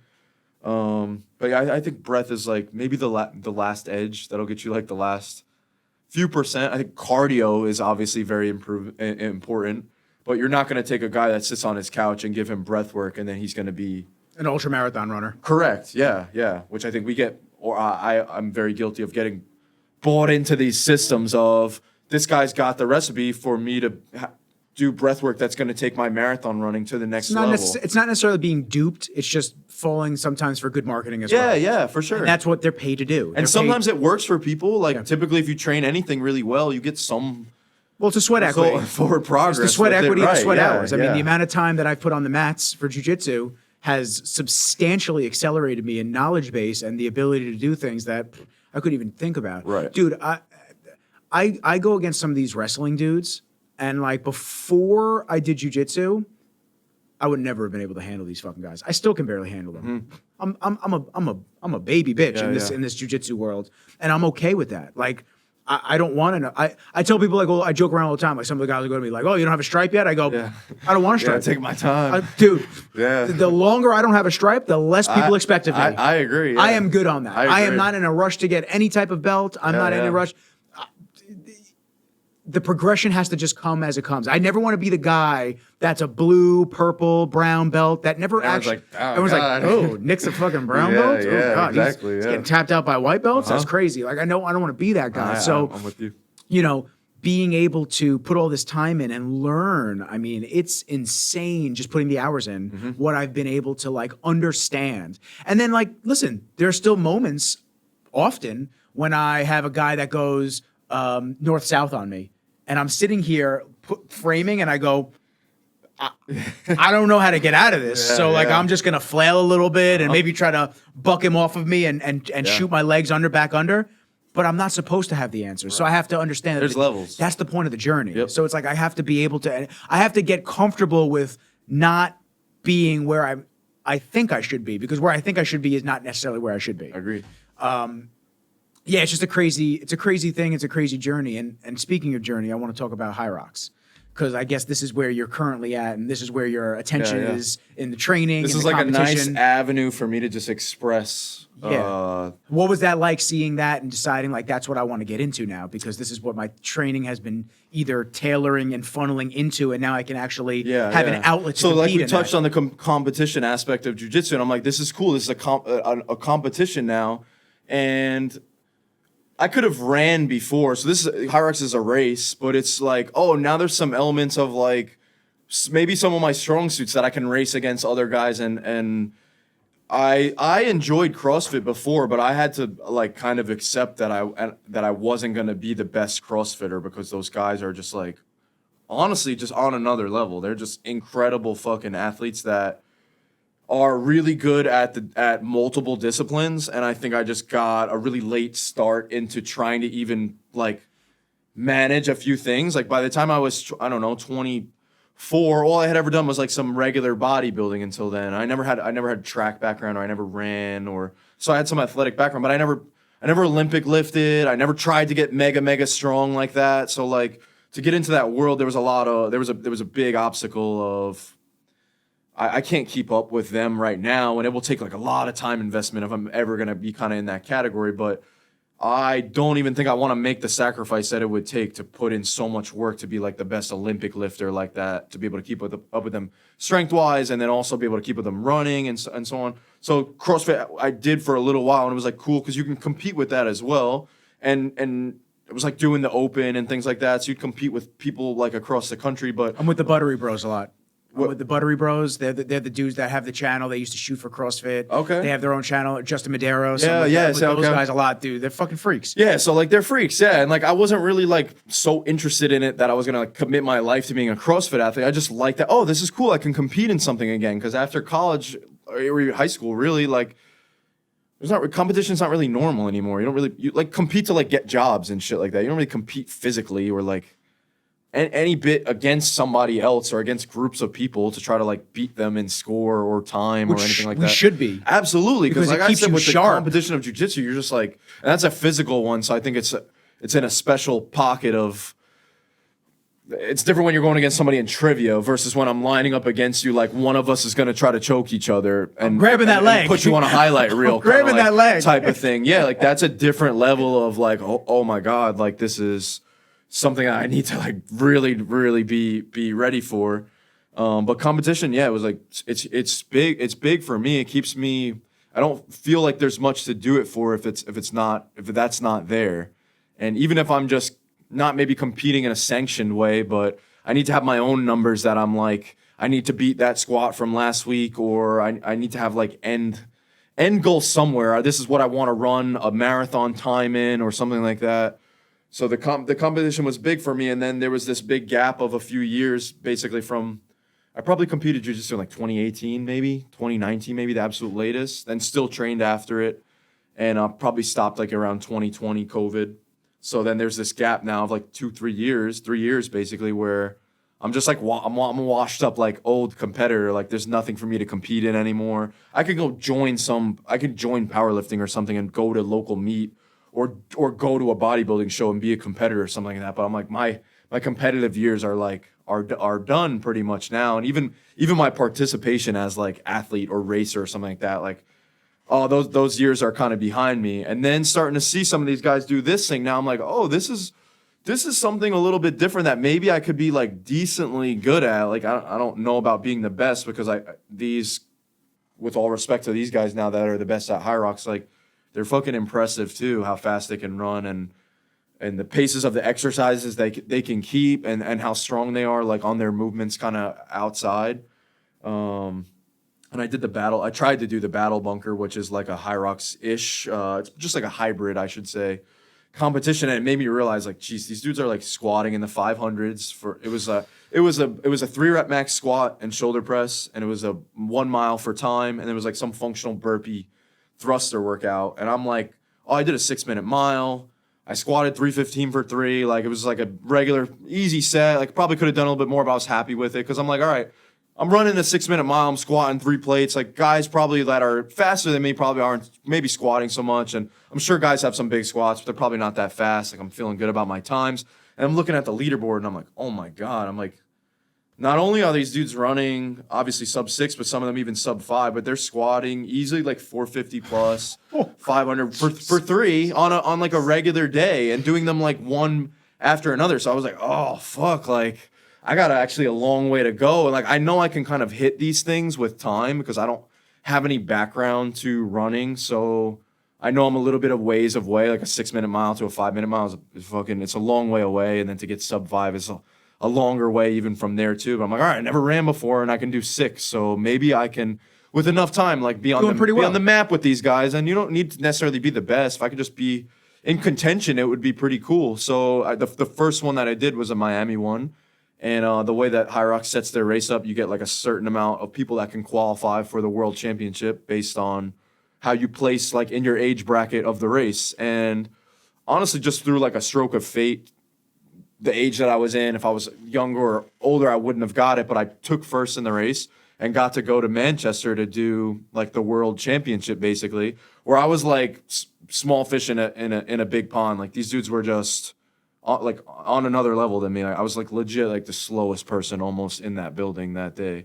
But just seeing like, all right, like I'm kind of early in this, but I'm getting like little crumbs of like you're doing well. And so I did only those 2 races previously. I did 1 regular race, and then I did the world championship, which I came in like, I forget how many people were in my age, maybe like 65 or something. I came in like 60th place or something. Didn't like come in last, though. Literally when I was going, I'm like, just don't come in last. And people are like, oh, you're probably going to win. I'm like, no, you don't understand. These guys are like, I know what times I can run. I know what times they can run. They're not the same times. I can't just show up and accidentally catch an arm bar on this guy. Like, he is a lot faster than me, 2 minutes a mile pace faster than me. And I'm not strong. He's probably stronger than me too, honestly. Like, so, but anyway, I got like a nice little sprinkling of, all right, this is something that I might be kind of pretty good at. And then me and Ev did New York as a double, and we were 1 minute from getting that invite to next year's world championship, because there was 3 spots at the age in the bracket that kind of we were in, and we took 4th. So he's kind of on board with it a little bit now too, but he's also doing his triathlon stuff and whatnot. But for me, pretty much, this is like what I'm kind of training for full time now. So it's nice that when things have a purpose for me, because if I'm just running to run, I'm like, I don't know. Like my goal was the 6-minute mile, and I basically hit a 6-minute mile. I hit like a 6:01, which I got to go back and do the sub 6 just to like cement it. And I want to hopefully do a 5-minute mile like eventually in a year or two maybe. But this is pretty much like what fires me up a little bit now is like hybrid racing and these hybrid sport or fitness competitions where there's like tests of everything. There's some weightlifting, but there's some speed, there's some cardio to it, there's a toughness like element to some of it, and it's competitive directly against other people, and there's cool like community to it, and there's kind of like leaderboard, and there's a lot of these elements that I really enjoy, like that I was not getting anything of in pure fitness and like weightlifting, you know. So and it's cool how that can re-spark the excitement. Oh yeah, so now I'm like, I'm not washed up anymore. Now I'm like, I'm almost in my prime. I just turned 30. Like, dude, you're killing I should get a couple years now. So all right, maybe when I'm 32, 34, if I just do this for like a few years, I could put some numbers on all those strength lifts, and I could kind of like trim the cardio times down. So like you said, running is new. Running is new for you. Yeah. Like you're already in those. I still types get all of the times. beginner gains from it, which is like nice, and it's actually a little bit now to the point where like I've like been a little better than maybe I am right now before. Like there's a little bit of high and low to it now versus initially it was just like every session was better. Because, which is usually how it goes when you first start. Right, like you just get stronger or you feel stronger every session because you haven't even done anything yet. So like any input gives you result for a little while. And so I actually stopped weightlifting for like probably like 2-3 months when I first started training for the High Rocks. And I was just like, I'm going to train to be a runner. So I hired a running coach, like train with Coach Frank. And I would just do, Coach Frank. 4, 5, 6 days a week of just like running and maybe some of the zone 2 stuff on a bike here and there, but it was like just running. And I spent a few months doing just running, and then I was like, all right, now I need to really start to try to tie all this stuff back in together because I haven't lifted weights at all now. So if I'm going to be like the hybrid athlete that I want to be, then it's not just going to be just High Rocks. I'm going to be able to go and compete in this battle bunker shit or some of these other things that are going to ask me to do like 315 rep max deadlift after I just ran and did some crazy burpee conditioning style like workout type of thing like that. So it keeps me on my toes, which is really nice. Cause I'm like, you kind of have to be ready like for a little bit of anything. So I'm running, but I'm skiing and I'm rowing and I'm riding the bike and I'm starting to get back into more athletic movements and things like that and doing plyometrics and like kind of jumping around and doing mobility work to get more flexibility in my hips, like Jujimufu weightlifting combined with mobility nuts, work, man. you know, things like that. And older style strength lifts that they used to do that aren't squat bench dead anymore. And this blending of all these like worlds that I've spent time in all the little boxes. And now I'm like, oh, I got free reign to kind of choose what's going to work in this training program. So then I kind of got from running. Now I'm just basically doing hybrid. I have a hybrid athlete coach, and I do hybrid athlete training, which is basically like strength training with cardio conditioning, more or less. And then hopefully I'll start to add back in real sport again, like jujitsu. And we got to roll together, man. I want to. Yeah. But isn't that cool how all that trickles down into your business? It's cool. Yeah, absolutely. It's cool. How have you been able to shape and create your world to be like that? I think for the future, it'll even get more powerful where I'm like, oh, we have jujitsu at the gym on these nights, and like you can come to my spot and do jujitsu in my spot, and we'll have whatever other sport that I want to start to integrate there. We'll have a basketball court and a tennis court and do classes and have a gym and then have food on the outside. Like that would be my like end as you see it building. Yeah. As you see it building into like a complex, into something that is right. That's how I would see it. Like a complex, multi-sport, super multifaceted, multi-area, lots of things going on, and then I can just kind of be there and be participating actively in all these things alongside people, and also have like leadership role and coach role, and it's the High Rocks thing is cool because I'm obviously like a coach for a lot of people High Rocks now, but I also compete like alongside them basically. So there's a really cool camaraderie about about competing with your teammates and going to battle together, and some of us winning and some of us losing, and then going back to the training room after and other people being fired up and resharpening the tools and figuring out what do we need to fix, and everybody kind of helping each other in that sense. So and then I'm trying to feed that into the gym now, where I'm like, we got to order more ski ergs so that we can work on the training a little bit more specific, and then like Evan getting into it too, then that kind of training starts to maybe trickle in, where you see like wall balls in class, or maybe we weren't doing that type of shit before, but it's kind of like, hey, we'll keep you ready to do this event now, but also like I'm gonna make you do this shit too in case we want to do a powerlifting competition. We also need you competent for that.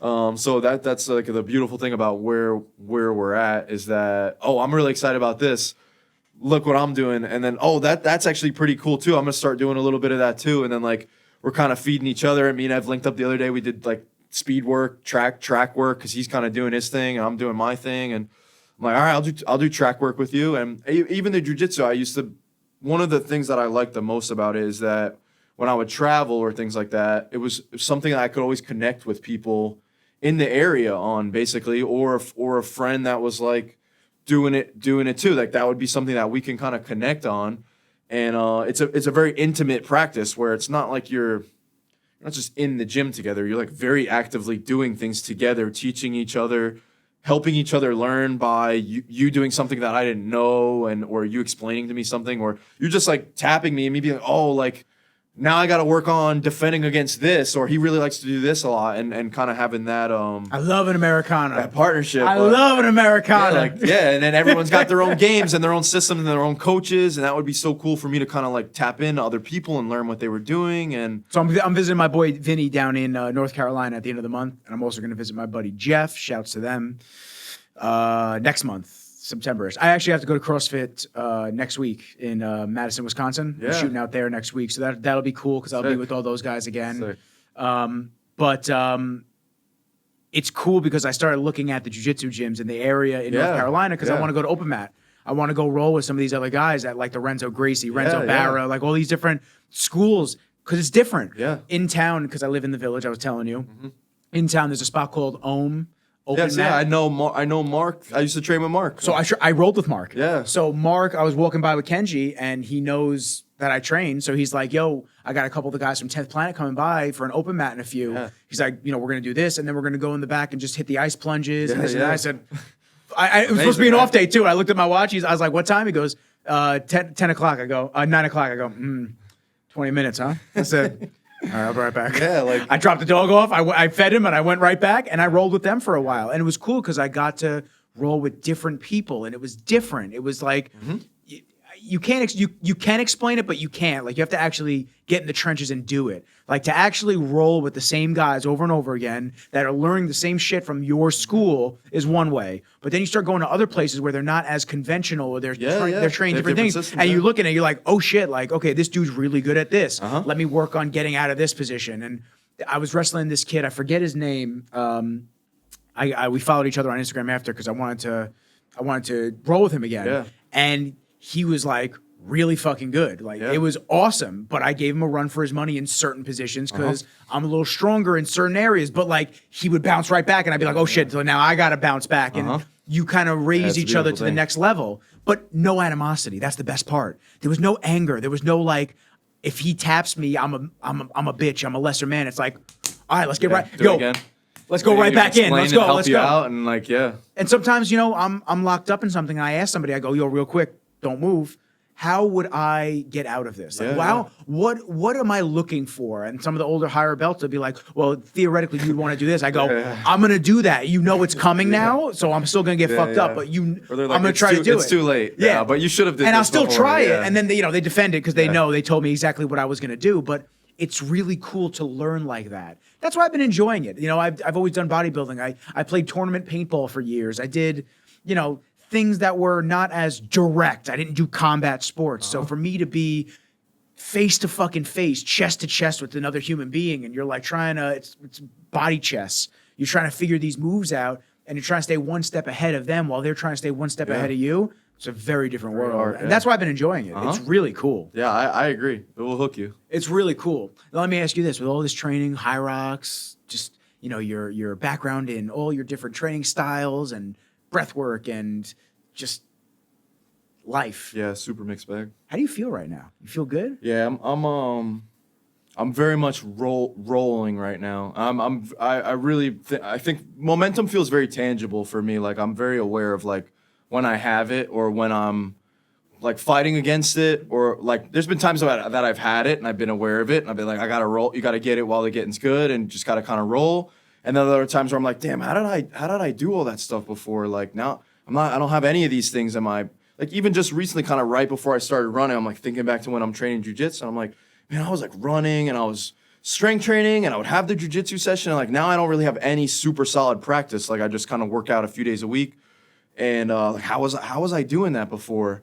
And it's just because you just get the momentum, you just kind of keep adding one more piece, and it's really easy a lot of times to just insert one more step, one more training session throughout the week on a time that's free, and you just put it on the map, and it becomes a part of your daily routine. Oh, on Sundays I go to open mat at 12 o'clock. Like that's normal for me. But I'm out of it now, so that momentum to get back into it is like I can feel it, and I'm like staring it in the face of like I know what I have to do, but I'm not in the swing of it right Staring now. at the summit right now. Right, yeah. So right now I definitely feel like I'm in it. I'm in the role. Things are good. They're bubbling. It's always getting better. And there's always like shit in life that like comes up and comes and goes, and little like fires that you have to put out, I think, and way less frequently nowadays, I think, than my past job and just my past life before. I just feel like now things are quite smooth, and I think I'm pretty good at cultivating like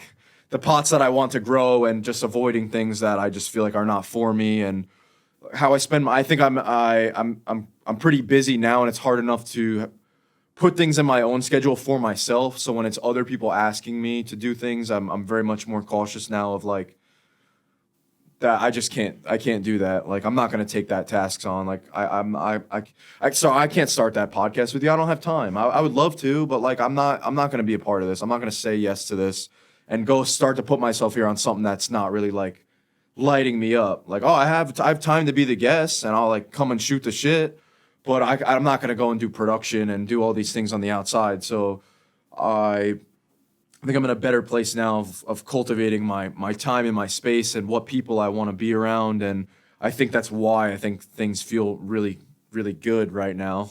Like I didn't just stumble upon a good life, I think, but I did in other ways. I think I definitely was like very fortunate for the people that came into my life. But a lot of it seems like fate-ish in a sense where I think if you just keep doing the right things and showing up and putting yourself like in the right circles and being a good person, like not burning a bridge when you don't need to, or previously the way that my mind worked was like where's like an opportunity for me to like fill a gap that I can make money out of it. So I had my entrepreneurial thing with the cryo, and then I would just look for other opportunities. So I'm like, oh, I could start like a CBD company. So I'll like start a little CBD company. I'm like, oh, I could do like graphic design because I know how to use Photoshop. So like, there's an opportunity. And I would just kind of keep picking all these little things that were like not super in alignment with what I wanted to do or anything. I just kept trying to find ways to fill time that were like productive for me. And then now things have definitely honed into more of like, I have a very not rigid, but I really know and understand when specific trajectory opportunities are like, yes, this is going to be something that's good for me, and it's something that I want to add to my life, and that I want to start to do this practice, or like, no, I don't really care to start that supplement company. Like, it's just not in alignment with what I want to do right now, or I just don't have the time for it, or so I think things are really good, and I try to tell Evan Lenny too, like, I want to try to really, because I'm not a reflective person, but I'm trying to really reflect on what's happening right now. Because I know as we continue to grow, we'll probably only get busier and maybe get closer, but possibly even get further in a sense that there's more tasks, there's more roles. So we have one place that we can meet now, but what happens when there's two or when there's 3 or 4 or 5, if that's the way that we go or not, but then things become a little different. So I'm like, we have it so good now that I want to try to appreciate like live in the moment. The moment that we have here and the day to day, and things feel really like just very good and positive like all the time now. And the people that were around, like, this is like almost like a problem for me, because if I get stress in my life, I'm like, it shouldn't exist almost. The people that come to me come because fitness is the gym space is interesting because people are coming there because they want to get better. It's not like a food store or a movie theater or some other business that people go to because they just need something that's going to like self-serve them in a way. Like, this is very, very productive. So people generally that are coming here are very much seeking to better themselves. They want to be around different people than they were with before. They're seeing something here that like, this is the place that's going to get me further. These coaches and these people and this training, like, this is going to be good for me. So everybody that's coming is genuinely coming because they want to be there. They're not only coming, but they're willing to pay and they're willing to do whatever we say is going to be like good for them. And I think everyone does this in some industry. Just trust a professional. Like, I don't know cars, so I'm going to bring my car to the mechanic and I'm going to let him, hopefully I can trust him and I can just take his word that whatever's broken is broken and he needs to fix it. But I'm not going to go and learn all that stuff on my own. I'm going to leave it in this guy's hands. And with the gym, it's very much so something that's like so in line with self-growth. Like, that's why people are coming, because they want to they're seeking results and progress and good. Like, they're seeking good, you know? So when things are stressful, like on the outside, if it's like a person or something like that, I'm like, there's no room for this. Like, everybody that's coming to me wants to speak with me. They want to learn. They have something good to offer. And when people come to the gym, they aren't bringing like the negativity in their outside lives. I mean, maybe in the general gym space, but I think generally people come in that door and they will leave a lot fucking happier than they came in, and feeling a lot better and feeling like they're on their way. Like, they're in the right place. It's just time needs to kind of like to pass enough. You need to keep showing up. And I think everyone's very trusting that, like, you see all the other people doing it and everyone's moving along and you're like, all right, like, this is what I just need to do is just kind of show up to this. So I think that is like, I don't know the word, like, magical, that we have this physical body of a space that we built it and people came, and it continues like a moth light to like attract people that are seeking more light, and they don't really want to get sold BS. Like, they're not looking for like secret, more or less. They just want to be around. They want to be a part of it, and they're proud to be a part of it. They want to like represent it, and they're proud to tell other people that they do it. And I'm like, this is just like a really good thing. So I don't reflect very much, but I know I feel it. You know, obviously it's very fucking like.